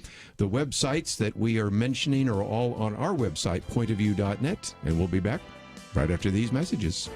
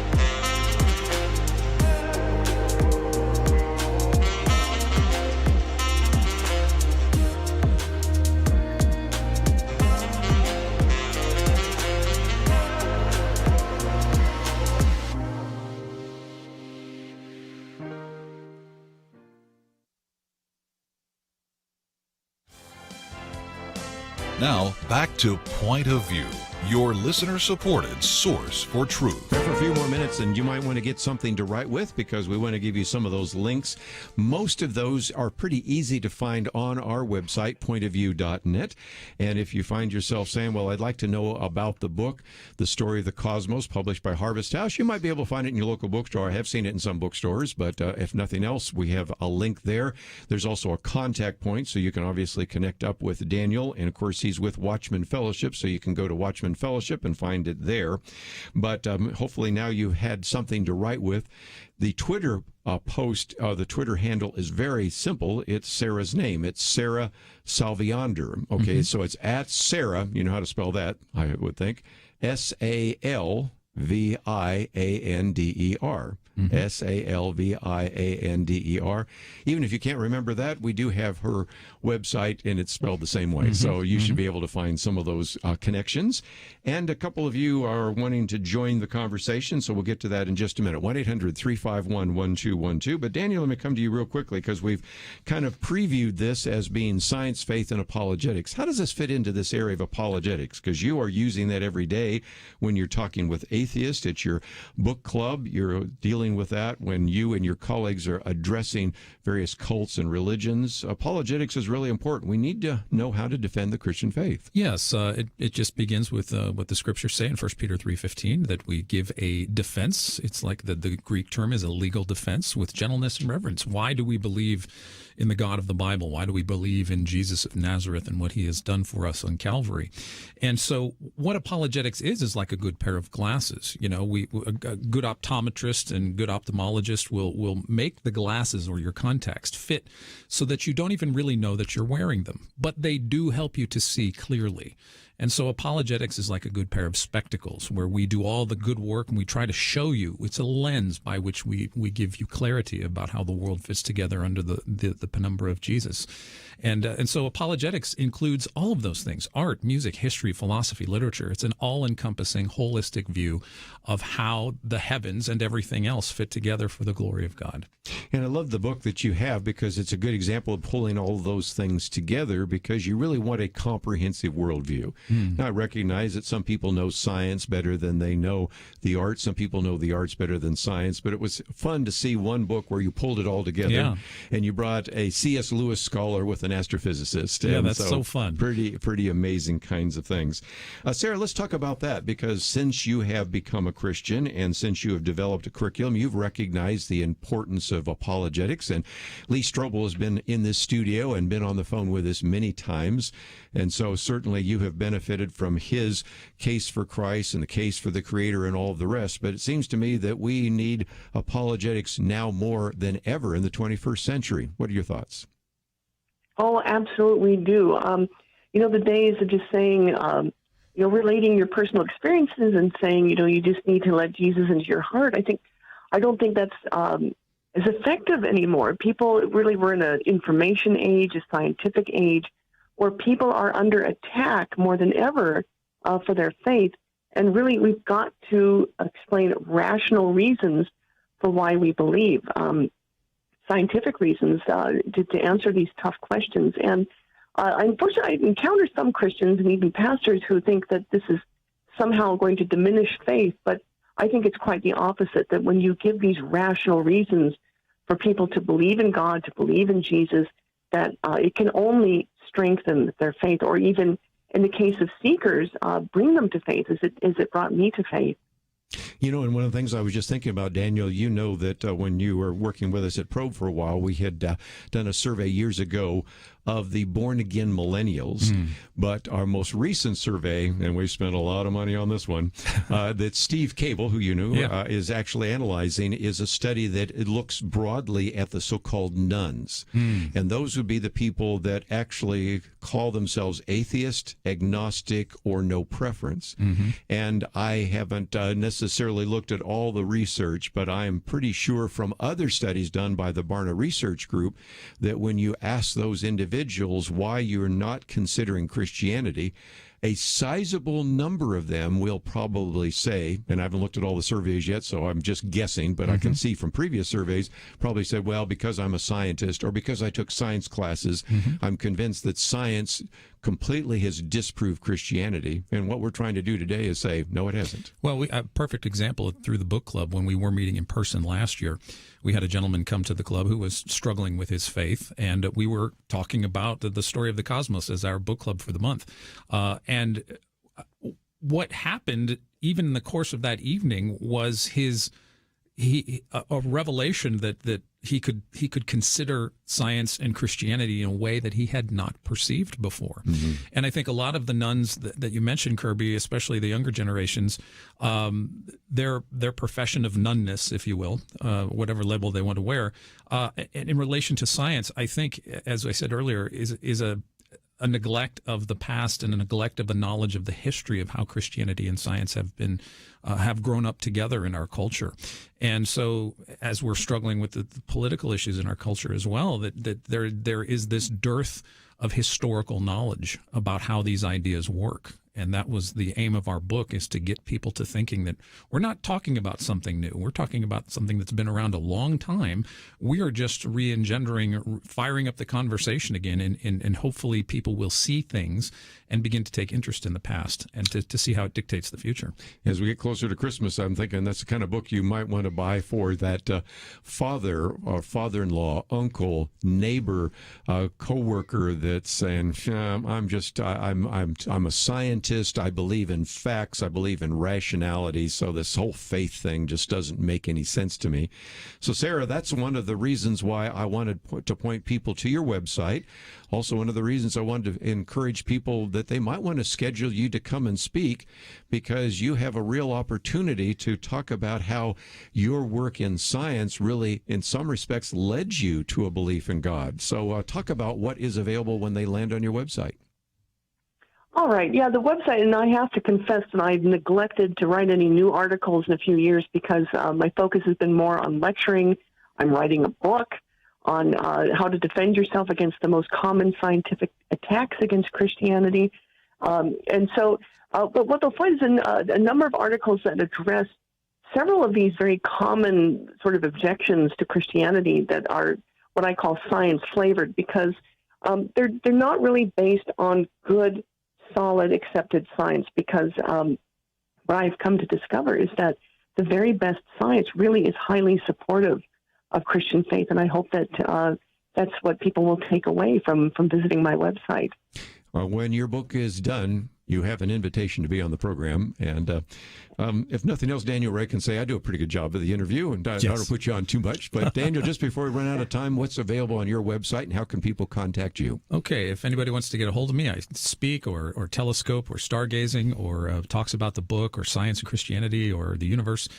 D Ray, R-A-Y, D Ray altogether, D Ray at watchman.com. I think watchman.org. Mm-hmm. Yes, dray at watchman.org. I forgot what the dot is. The story of the cosmos.com for more about the book. And we have two podcasts at Watchman that we do, Good Heavens and Apologetics Profile, which you can find out information about both on our website, watchman.org. Again, great organization that you've been a part of for a short time, but I've known the founder since the very beginning. Oh, yeah, so it's wonderful. So good. So great material. Well, we're just out of time, and if you find yourself saying, that went too fast, I want to hear it again, you can go to the website and watch it or listen to it, since Daniel was in studio today, available at YouTube, and that is the kind of finishing off this hour. But let me, if you can, give you a preview. Next hour, we're going to talk about the Pilgrims. We're going to talk about Thanksgiving. We're going to talk about the 400th anniversary that frankly, has been kind of ignored. And we'll talk about that with our good friend Jerry Newcombe. And that's all coming up right after these important messages.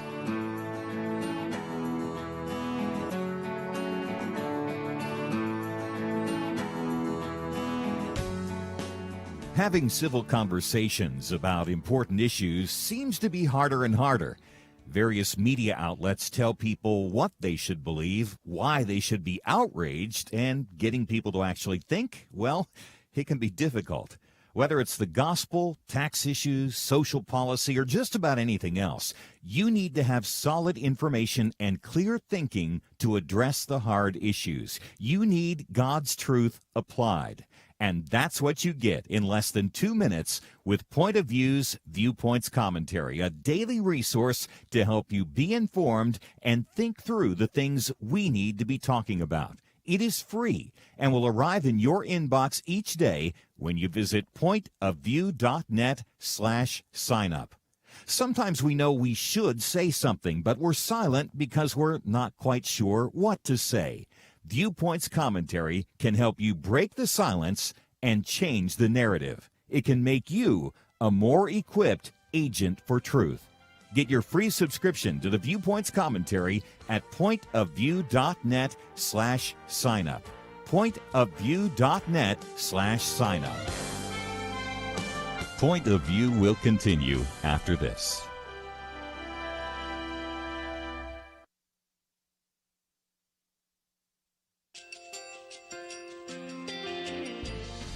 just want to thank you so much for all the wonderful programming you have.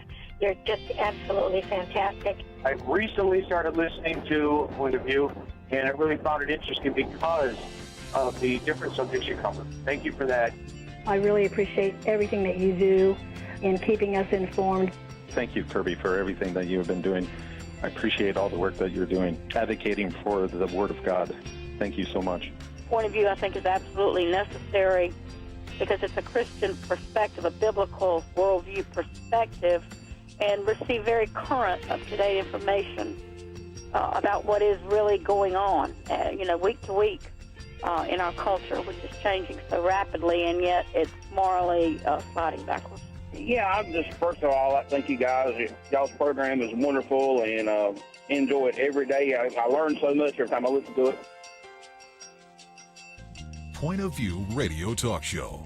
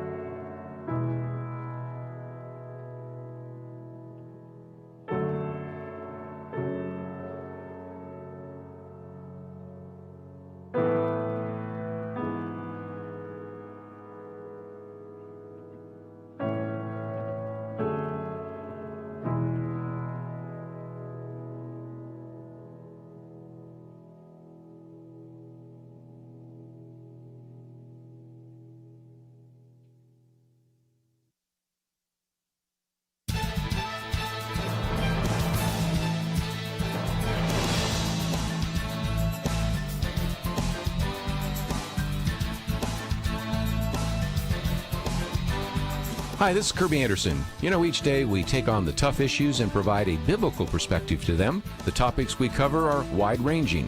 Apologetics, theology, prophecy, creation and evolution, intelligent design, marriage, family, child-rearing, the millennial generation, friends and society, politics, economics, business, religious liberty, the Constitution, public policy, foreign policy, military policy, tensions in the Middle East, abortion, homosexuality, pornography, sexual ethics, media, technology, history, and America's godly heritage. We talk about anything that affects your faith, your family, or your freedom. So don't go anywhere, because Point of View continues right now.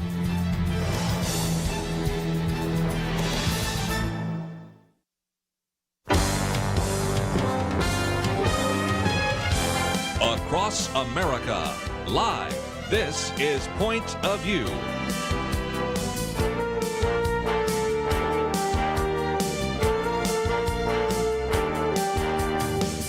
And now, Kerby Anderson. This hour we're going to spend some time talking about Thanksgiving. We're going to talk about the Pilgrims, and there's a lot of reasons for it. First of all, Thanksgiving is tomorrow, so that's the obvious one. But for this last week, I've been talking about the fact that this is the 400th anniversary of the arrival of the Pilgrims in America on the Mayflower.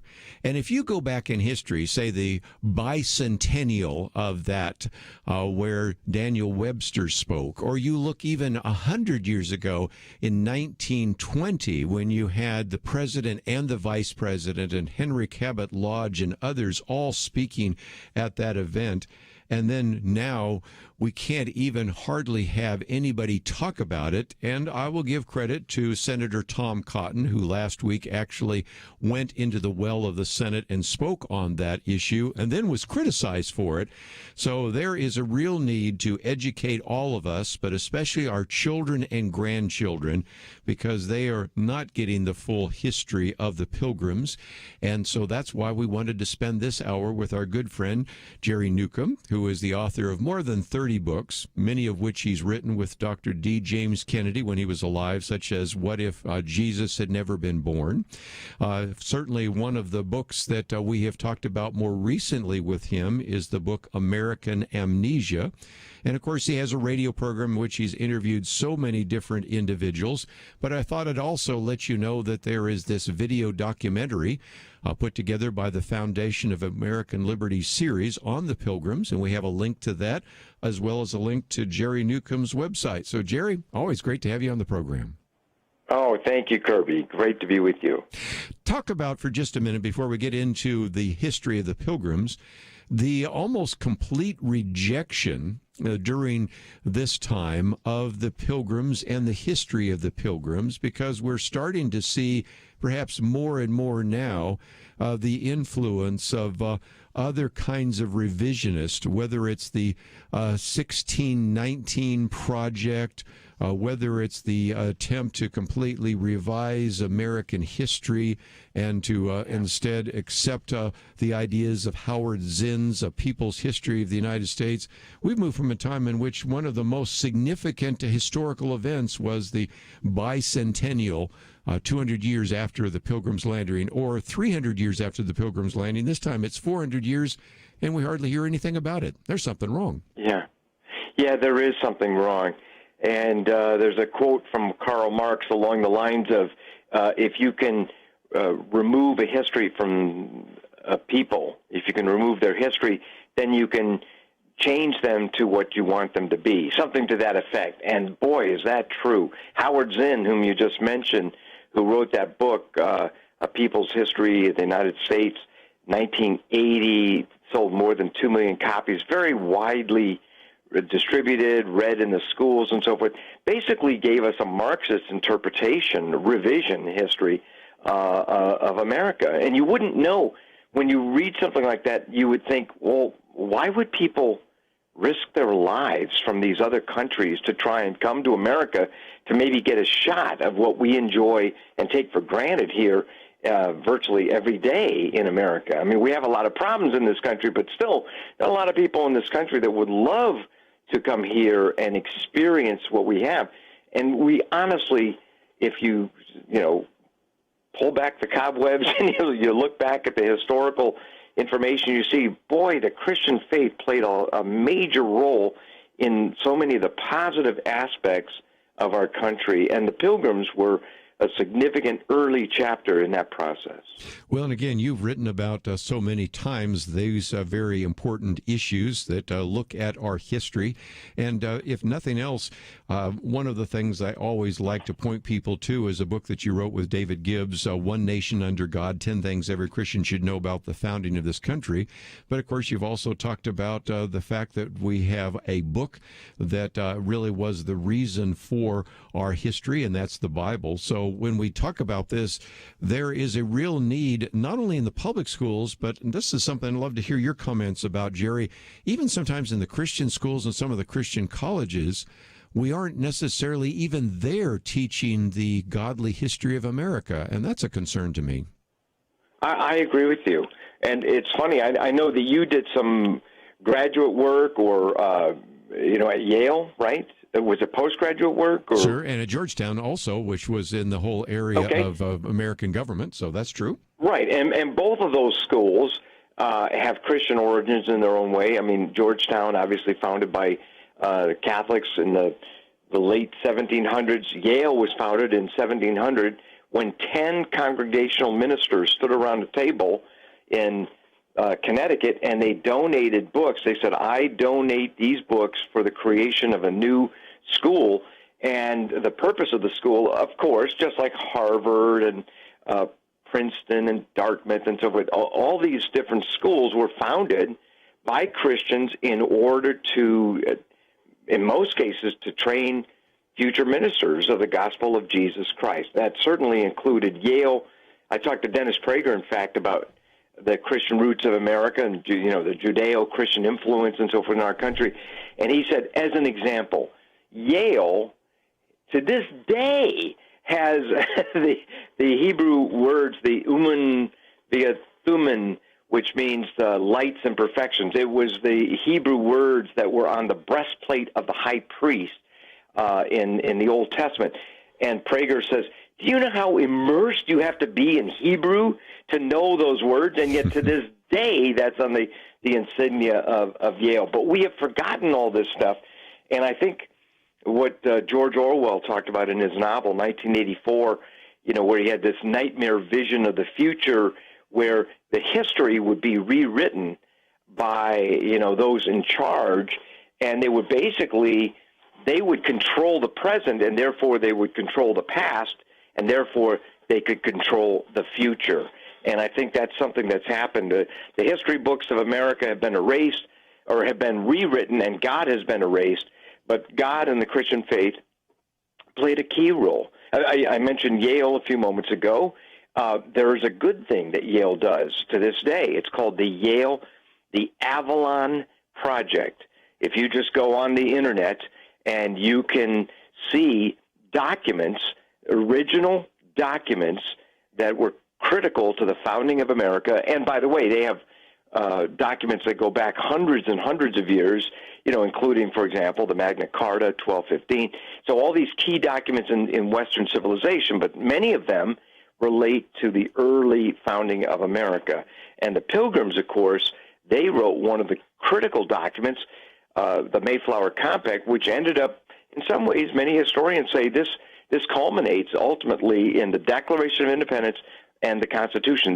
The Mayflower Compact, written 150 years before the Declaration and the Constitution, in effect, the Mayflower Compact began that chain of events, this written agreement for self-government under God, binding the colony together. The Pilgrims began that with the Mayflower Compact, and again, it culminates. It was the first cornerstone, if you will, to creating the U.S. Constitution. Let's take a break, and when we come back, we're going to talk about the Pilgrims.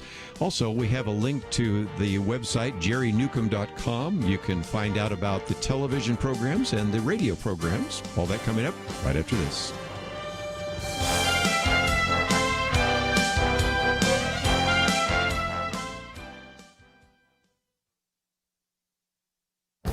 This is Viewpoints with Kerby Anderson. Thanksgiving is tomorrow, and I suspect that you are doing lots of things to get ready for this special day. Let me suggest you add one more item to your to-do list. Visit our website and download a copy of my Thanksgiving quiz. Thanksgiving is a wonderful time to gather as a family, but I also believe that it can be a great time to teach our children and grandchildren about America's godly heritage. I created this short quiz to be a conversation starter around the Thanksgiving table. You know, we used to go around the table before the meal and ask our children to tell us what they were thankful for.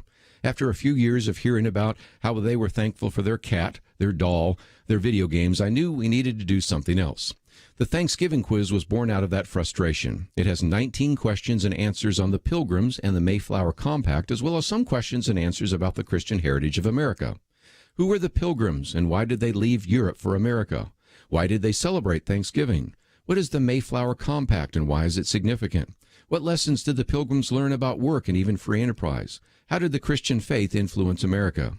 These are just a few of the sort of questions that you can ask around the table and give short answers.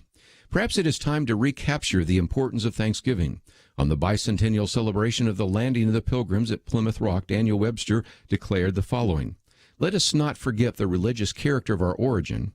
Our fathers were brought hither by their high veneration for the Christian religion.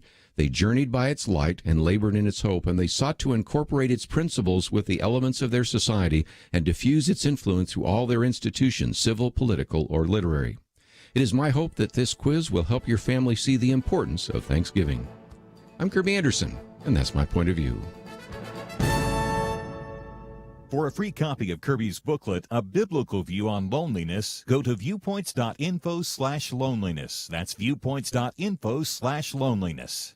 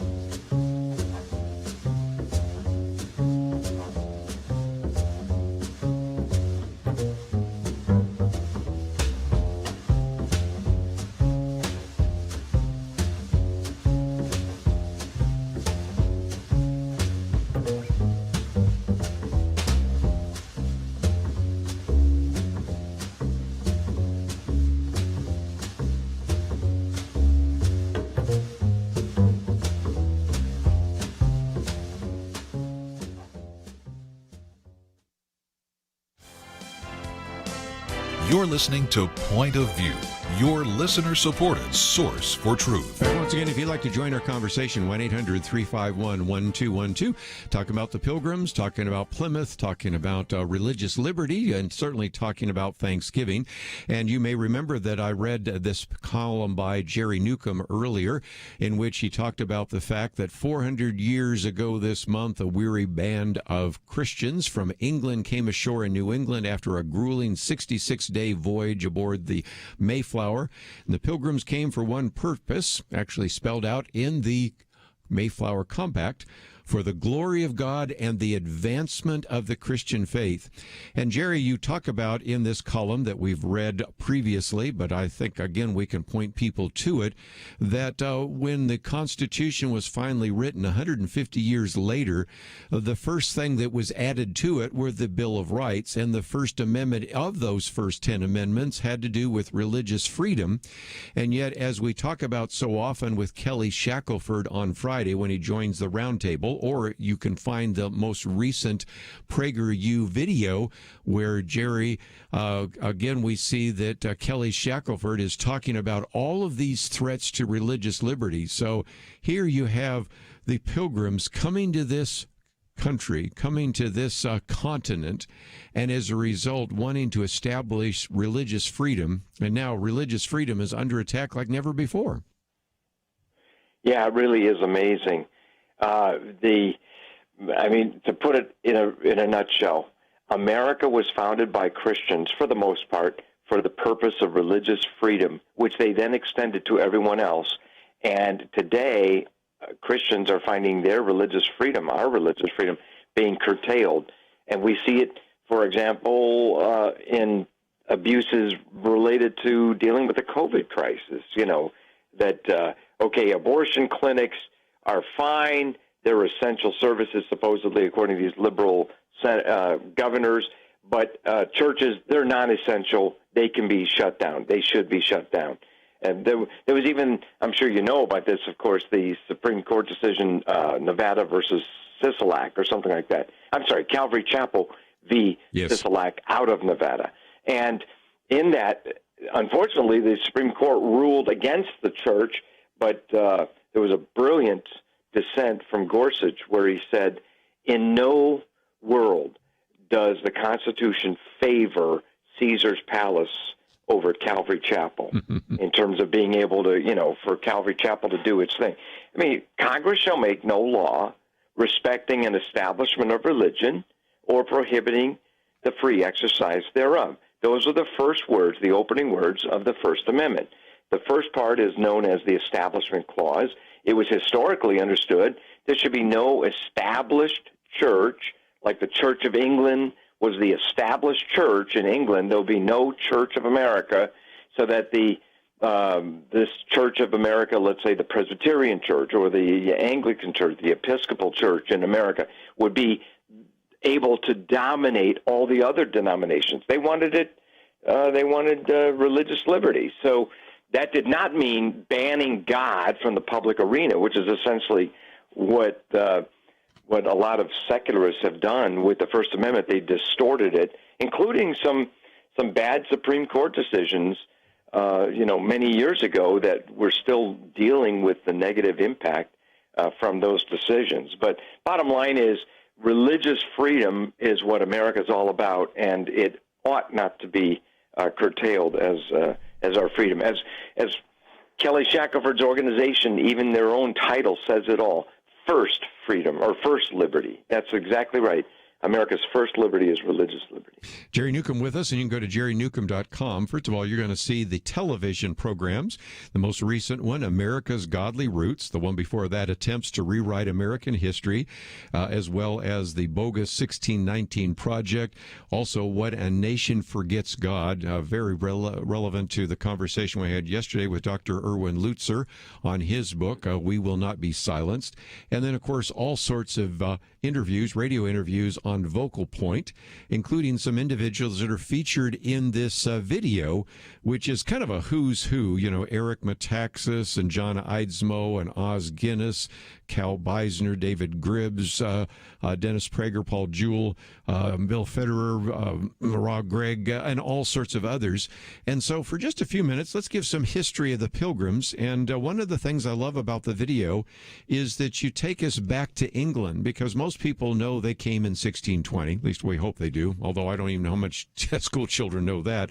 But they don't know that they were separatist, what they were facing in England. Can you give us a little bit of the backstory on the Pilgrims? Sure. Yeah, but if I could, just to make one point real fast. You mentioned a lot of names that were participating. They are participating in the series, The Foundation of American Liberty. Right. Not all of the names you mentioned are in this particular episode. So just to clarify that. Good point. But yes, to understand the British, well, to even understand the Pilgrims and why they even came in the first place, here's what happened. Short version. Henry VIII inadvertently, or he allowed the Bible for the first time in English to be published, not realizing what would end up happening because of him doing that. And he, of course, broke the church away, he broke England's church away from Rome and created the Church of England. And he did this mainly because all he wanted was a son. And his first wife, his lawfully wedded wife, couldn't produce a son. And so he ends up getting married and divorced. But bottom line is, by revealing or releasing a Bible that the people could read for themselves, Henry VIII inadvertently started a movement. And there were a lot of people from Great Britain now reading the Bible for the first time themselves, in the 1530s, 40s, 50s, 60s, etc. And as they began to look at what the Bible said and then they looked at the way the church itself was, they thought, wow, we need some reform here. And so a large group of them were working for the purity of the Church of England within the church itself. They stayed within it, working for its purity. They were derisively called Puritans. A very small subset of Puritans, their spiritual cousins, if you will, were Pilgrims or Separatists, and they felt that the Church of England was so far gone, it wasn't going to work. So one particular congregation of Separatists are what we today call the Pilgrims. And D. James Kennedy made a fascinating point. He said, America began as a church relocation project. And what he meant was this particular congregation, not denomination, congregation, the Pilgrims, they relocated from mid-England to Holland, where they stayed for about 10 years. At least they were tolerated. And then eventually they emigrated to America, trying to go to the northern parts of Virginia where they could be left alone and yet still be on British soil in the New World. They were blown off course, and that's when they created something called the Mayflower Compact, which was, as I said earlier, an agreement for self-government. It was the first of about 100 or so constitutional governments, et cetera, that were created prior to the U.S. Constitution, mostly by Puritan types, Christians of one sort or another, making an agreement of self-government under God. And one of those, of course, that was very significant is the Fundamental Orders of Connecticut. It's the reason to this day Connecticut likes to call itself the Constitution State. Mm-hmm. It's because this Christian document was created in 1639, which was a direct forerunner to the U.S. Constitution. But we owe a great debt to the Pilgrims and the Puritans for the frame of government, the rule of law, the way we've celebrated not just religious freedom, but all kinds of civil liberties. It gets back to these Christians who sacrificed everything for us in America. The foundation itself is absolutely fantastic, and it's the reason people to this day risk their lives to try and come here to America, despite all the problems we have. Let's take a break, and when we come back, we will continue our conversation with Jerry Newcombe. And if you would like to know more about the Foundation of American Liberty series, of course, the Pilgrims is the first of a number of others, On a City on a Hill, and the Bible and Education, George Washington, the Declaration of Independence, Church and State, and so many others. Again, you can find that on his website. And, of course, today you've heard me mention on my Viewpoints commentary that we have a Thanksgiving quiz. And when we come back from the break, maybe we'll spend a little bit of time talking about some of the various celebrations that took place in the past. If nothing else, it illustrates to me how America has changed, because 200 years ago, Daniel Webster gave a great speech. Even 100 years ago, you have William McKinley, the president, and of course the vice president at that time, Calvin Coolidge, addressing that. As a matter of fact, it led to the biggest traffic jam in the history of Southeast Massachusetts. Now, 400 years, we hardly even talk about it. That's why we're talking about it today here on Point of View. We'll be right back.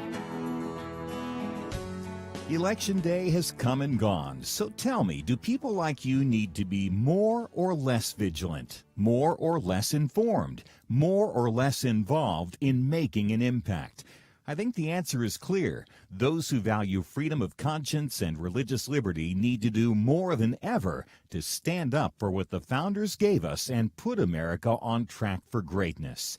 Yes, we face challenges, but it's in the hard times that the greatest victories are seized and won. I urge you today, right now, to seize this opportunity and join the Point of View Radio Truth Team. Be part of the solution our nation needs. Visit pointofview.net/team or call 1-800-347-5151. The election is not the end of anything. It's another beginning.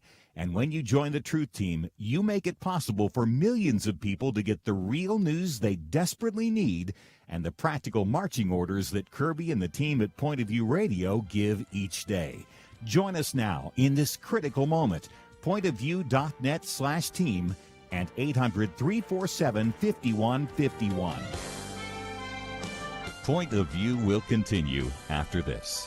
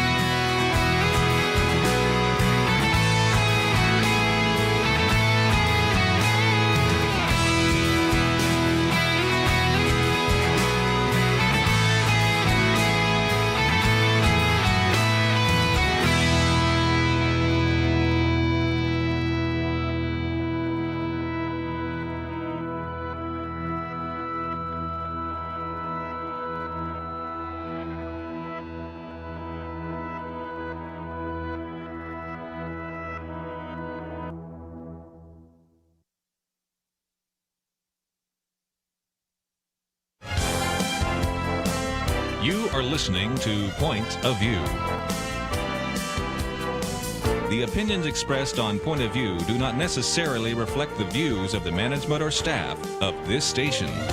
And now, here again is Kerby Anderson. Final half hour. If you'd like to join our conversation, that number is 1-800-351-1212. You may be getting ready for Thanksgiving. Don't have a chance to call, but sit back and listen. But if you'd like to join us, we certainly do welcome your phone calls. We have a link to Jerry Newcombe's website. And I thought for just a minute, Jerry, we might go back 200 years, because when Tom Cotton spoke in the Senate last week, he reminded us of the Plymouth Oration of 1820, in which they asked Daniel Webster to deliver that on Forefathers' Day. And I know in your book you've quoted this before, because Daniel Webster said, "Let us not forget the religious character of our origin. Our fathers were brought hither by their high veneration for the Christian religion. They journeyed by its light and labored in its hope. They sought to incorporate its principles with the elements of their society and diffuse its influence through all their institutions, civil, political, or literary." And so he was talking about how the Christian influence was so profound. And as I mentioned just a minute ago, just even 100 years ago, in 1920, you had President William McKinley, you had Vice President Calvin Coolidge, you had Henry Cabot Lodge. But Calvin Coolidge even went on to say that they came from the shores of the old world, but you can't find their ideas on recorded maps or anything because they sailed up out of the infinite. What he was implying is something that you've talked about and David Barton's talked about. By the time you get to the Constitution, a lot of these ideas, they almost seem like they spring out of nowhere, unless you look at the Mayflower Compact, you look at the fundamental orders that you mentioned, or you even look at the sermons of the pastors in the 18th century, where they were speaking to all these issues that eventually became part of our Constitution. Tell us more about that. Absolutely. There's a wonderful gentleman that's now retired from the University of Houston, Dr. Donald Lutz, and he wrote a book called The Origins of American Constitutionalism.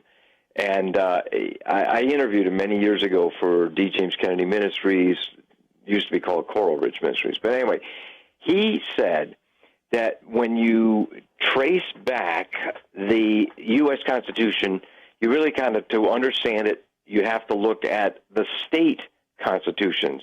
And then he said, in order to understand the 13 state constitutions, which, by the way, there were different revisions of them. So he's saying that the revisions of the constitutions of the 13 states, he said, ultimately trace it all back, and here's what you get down to: biblical-type covenants. He said all these different settlers, mostly Puritan types, were creating their little governments in the New World, and they were doing so beginning with some sort of self-agreement, self-government document under God, binding the colony together, again, following the model of the biblical covenant. As Os Guinness puts it in one single sentence, the biblical concept of covenant gave rise to the American Constitution. That's exactly correct. And people forget that. I remember being on some sort of debate on a radio show or whatever, and the guy I was opposed to, that was opposing me, and I was opposed to him, and so forth, from Freedom From Religion Foundation, something like that. He was like, Christianity had absolutely nothing to do with the founding of America. And I said, I'm sorry, but if you look at the Annals of America, which are the key documents, that's a series of encyclopedias that were created by the Encyclopedia Britannica in the 1970s.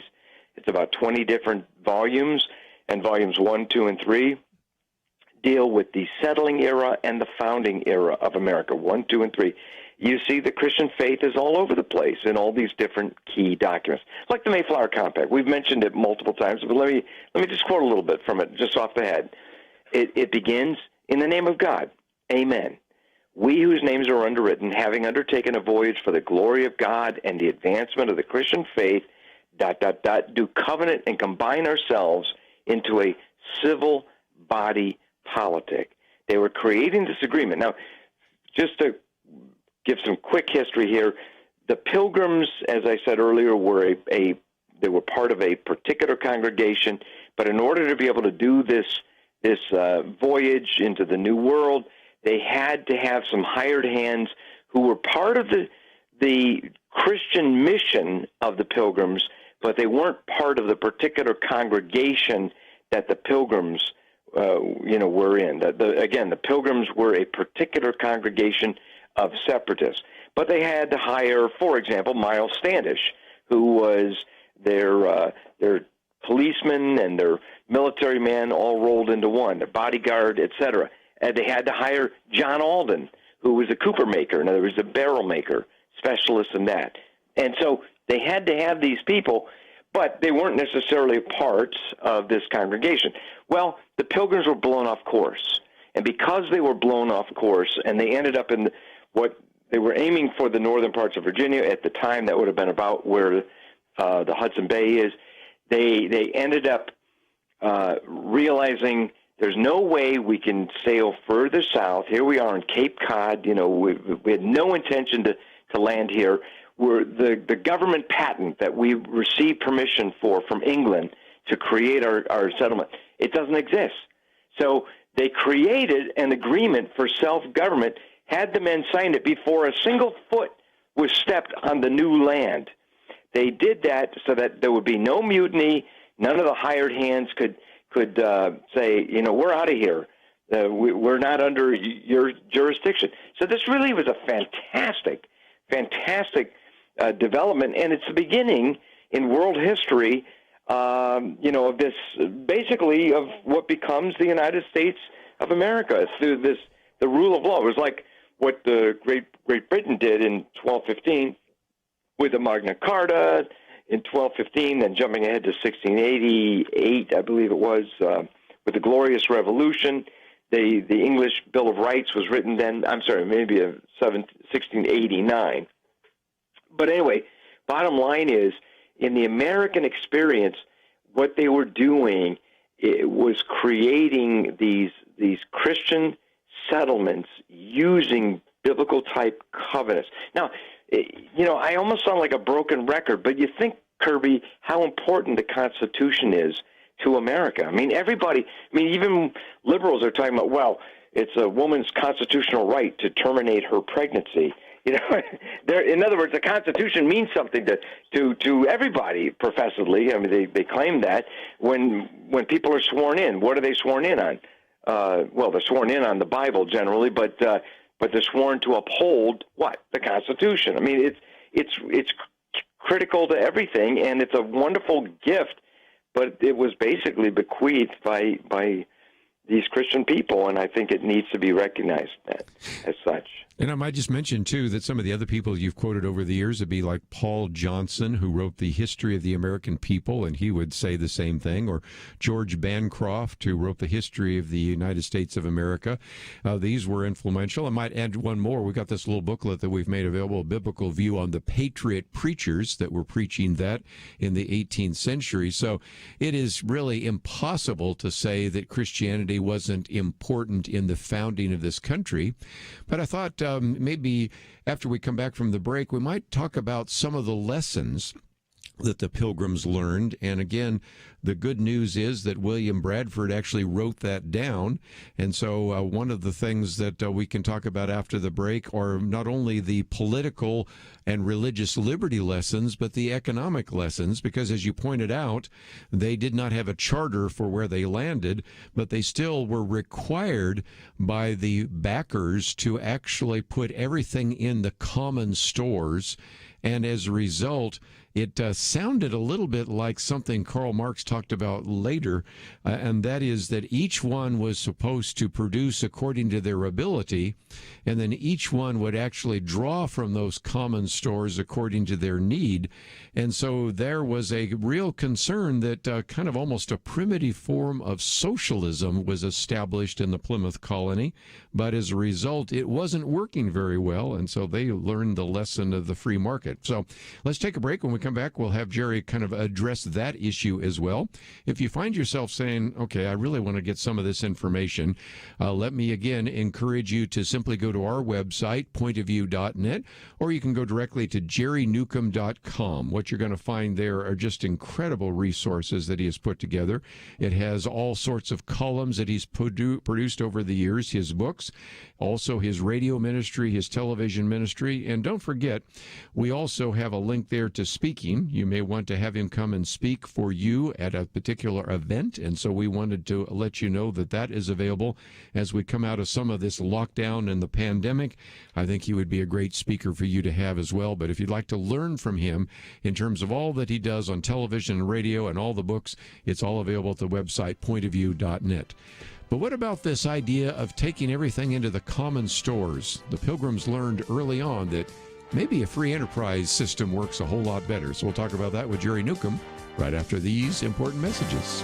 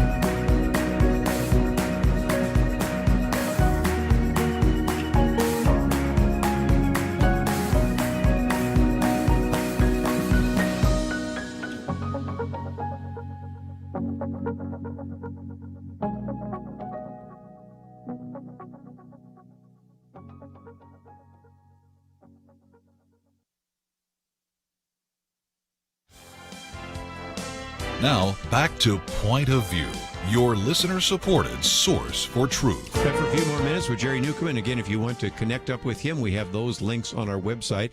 If you find yourself saying, I'd like to know a lot more about history and in terms of our founding, next week we have Dr. Brent Taylor, who's been on our roundtable with us many times before, has a new book out on presidential leadership, some of the leadership principles we can learn from some of our presidents. So we will cover that as well. As a program note, I might just mention Ben Scripture will be with us next week, and that was something that individuals at our Good News Network mentioned, and so we'll be talking about all sorts of different topics next week. But Jerry, just before we run out of time, let's talk about some of the lessons the Pilgrims learned. And William Bradford figured out very early that this sort of communal living socialist experiment was not working in the Pilgrim colony, was it? No, and it was something essentially, as you mentioned earlier, it was imposed on them by the London backers that funded the voyage of the Mayflower. There was this common store, and the people basically, you could work real hard and you would get the same amount of corn as somebody who hardly worked at all. And so, and I've actually got in front of me, I've opened up a Plymouth Plantation by William Bradford. Let me read a little bit about this, because after they tried this for a couple of years, the level of productivity was very, very low, and Bradford said, this is not working. So he made an executive decision in 1623 to, cut out the socialism and essentially give each person a parcel of land that would be privately owned, and then they would work for it themselves and see how that goes. And the productivity shot through the roof. Yep. And here's what Bradford says about this, quote, "The experience that was had in this common course and condition, tried sundry years, and that amongst godly and sober men, may well evince that conceit of Plato's and other ancients, applauded by some of later times, that the taking away of property and bringing in community into a commonwealth would make them happy and flourishing, as if they were wiser than God." That's what Bradford writes. God tells us in his word, "Thou shalt not steal." God says in his word, "Thou shalt not envy your neighbor's property." And any form of socialism, in effect, is a violation of those two commandments. Basically it's government stealing somebody's property. In fact, remember the old phrase from the old the hippie guy, Abbie Hoffman, "Property is theft." No. When, God doesn't say that. God doesn't say property is theft. And, of course, God's word talks, of course, a great deal about sharing and generosity and all those good things. But it all grows out of the premise and the starting point that there is such a thing as private property, and private property is not bad. Dennis Prager in our special said this, and I'm going to quote him directly. "The Pilgrims did experiment with socialism or communalism, and they realized it didn't work. They embodied this. It didn't take them long to realize it didn't work. It's against human nature. The moment you tell people that the community will take care of you, they work less. It undermines character." Wow. So again, Chris, great material in, of course, the series, The Foundation of American Liberty. But just before we wind down today, I thought we might come back to some of the television programs that you've produced. And one is, of course, the attempt to rewrite American history, and that's, of course, Howard Zinn. Also, the 1619 Project of the New York Times. There is a greater need than ever to teach the godly history of America, because unfortunately these false ideas about American history are being promoted in the public schools, being promoted by the New York Times, and I think if nothing else just calls for all of us to do the kind of research that is available through you, through D. James Kennedy's ministry, through Wall Builders and a variety of others, because these are resources that are desperately needed here in the 21st century, don't you think? Oh, absolutely. Providence Forum, my good friend Bill Federer. For example, you quoted earlier Daniel Webster. And Daniel Webster, in 1802, speaking on the 4th of July, said, "We live under the only government that ever existed, which was framed by deliberate consultations of the people. Miracles do not cluster. That which has happened but once in 6,000 years, in other words, 6,000 years of recorded history, there's never been in the United States before the United States, that which has happened but once in 6,000 years cannot be expected to happen often. Such a government, once gone, may leave a void to be filled for ages with revolution and tumult, riot and despotism." Kerby, Do you see what's happening in the streets of America, especially in the wake of this pandemic, and then the defund the police movement and Antifa and BLM and all these different things, many of which, a lot of it has been, there's been, if you will, a war on history, on the history of America as founded. The single most popular statue to be attacked in the last half year, to be toppled, if you will, was Christopher Columbus. It's like, Columbus, what does he have to do with anything? Columbus wasn't around with the Black Lives Matter, or the defund the police. I mean, what is, and the reason why is because Columbus symbolizes the idea of taking Western civilization from the old world into the new world. But what is Western civilization at its very core? It's really the Judeo-Christian heritage. And just like Hitler said 70 years ago, we are at war in the Third Reich with the Ten Commandments, that crazed God of the deserts that came down with his, supposed, I am the Lord, don't do this and don't do that, and blah, blah, blah, blah. We're at war with the Ten Commandments. So our culture today is at war with the Judeo-Christian God who revealed himself and gave us the Ten Commandments, showed us how to live, and of course, adding to that Jesus Christ with the Golden Rule. You put those two things together, the Ten Commandments and the Golden Rule, and you have the bedrock principles of law that have undergirded the Western civilization, at least since the days of King Alfred the Great, and going back to Great Britain in the 800s. I mean, there is a war on Western civilization, and but America, as an experiment, has done very well. People want to be here.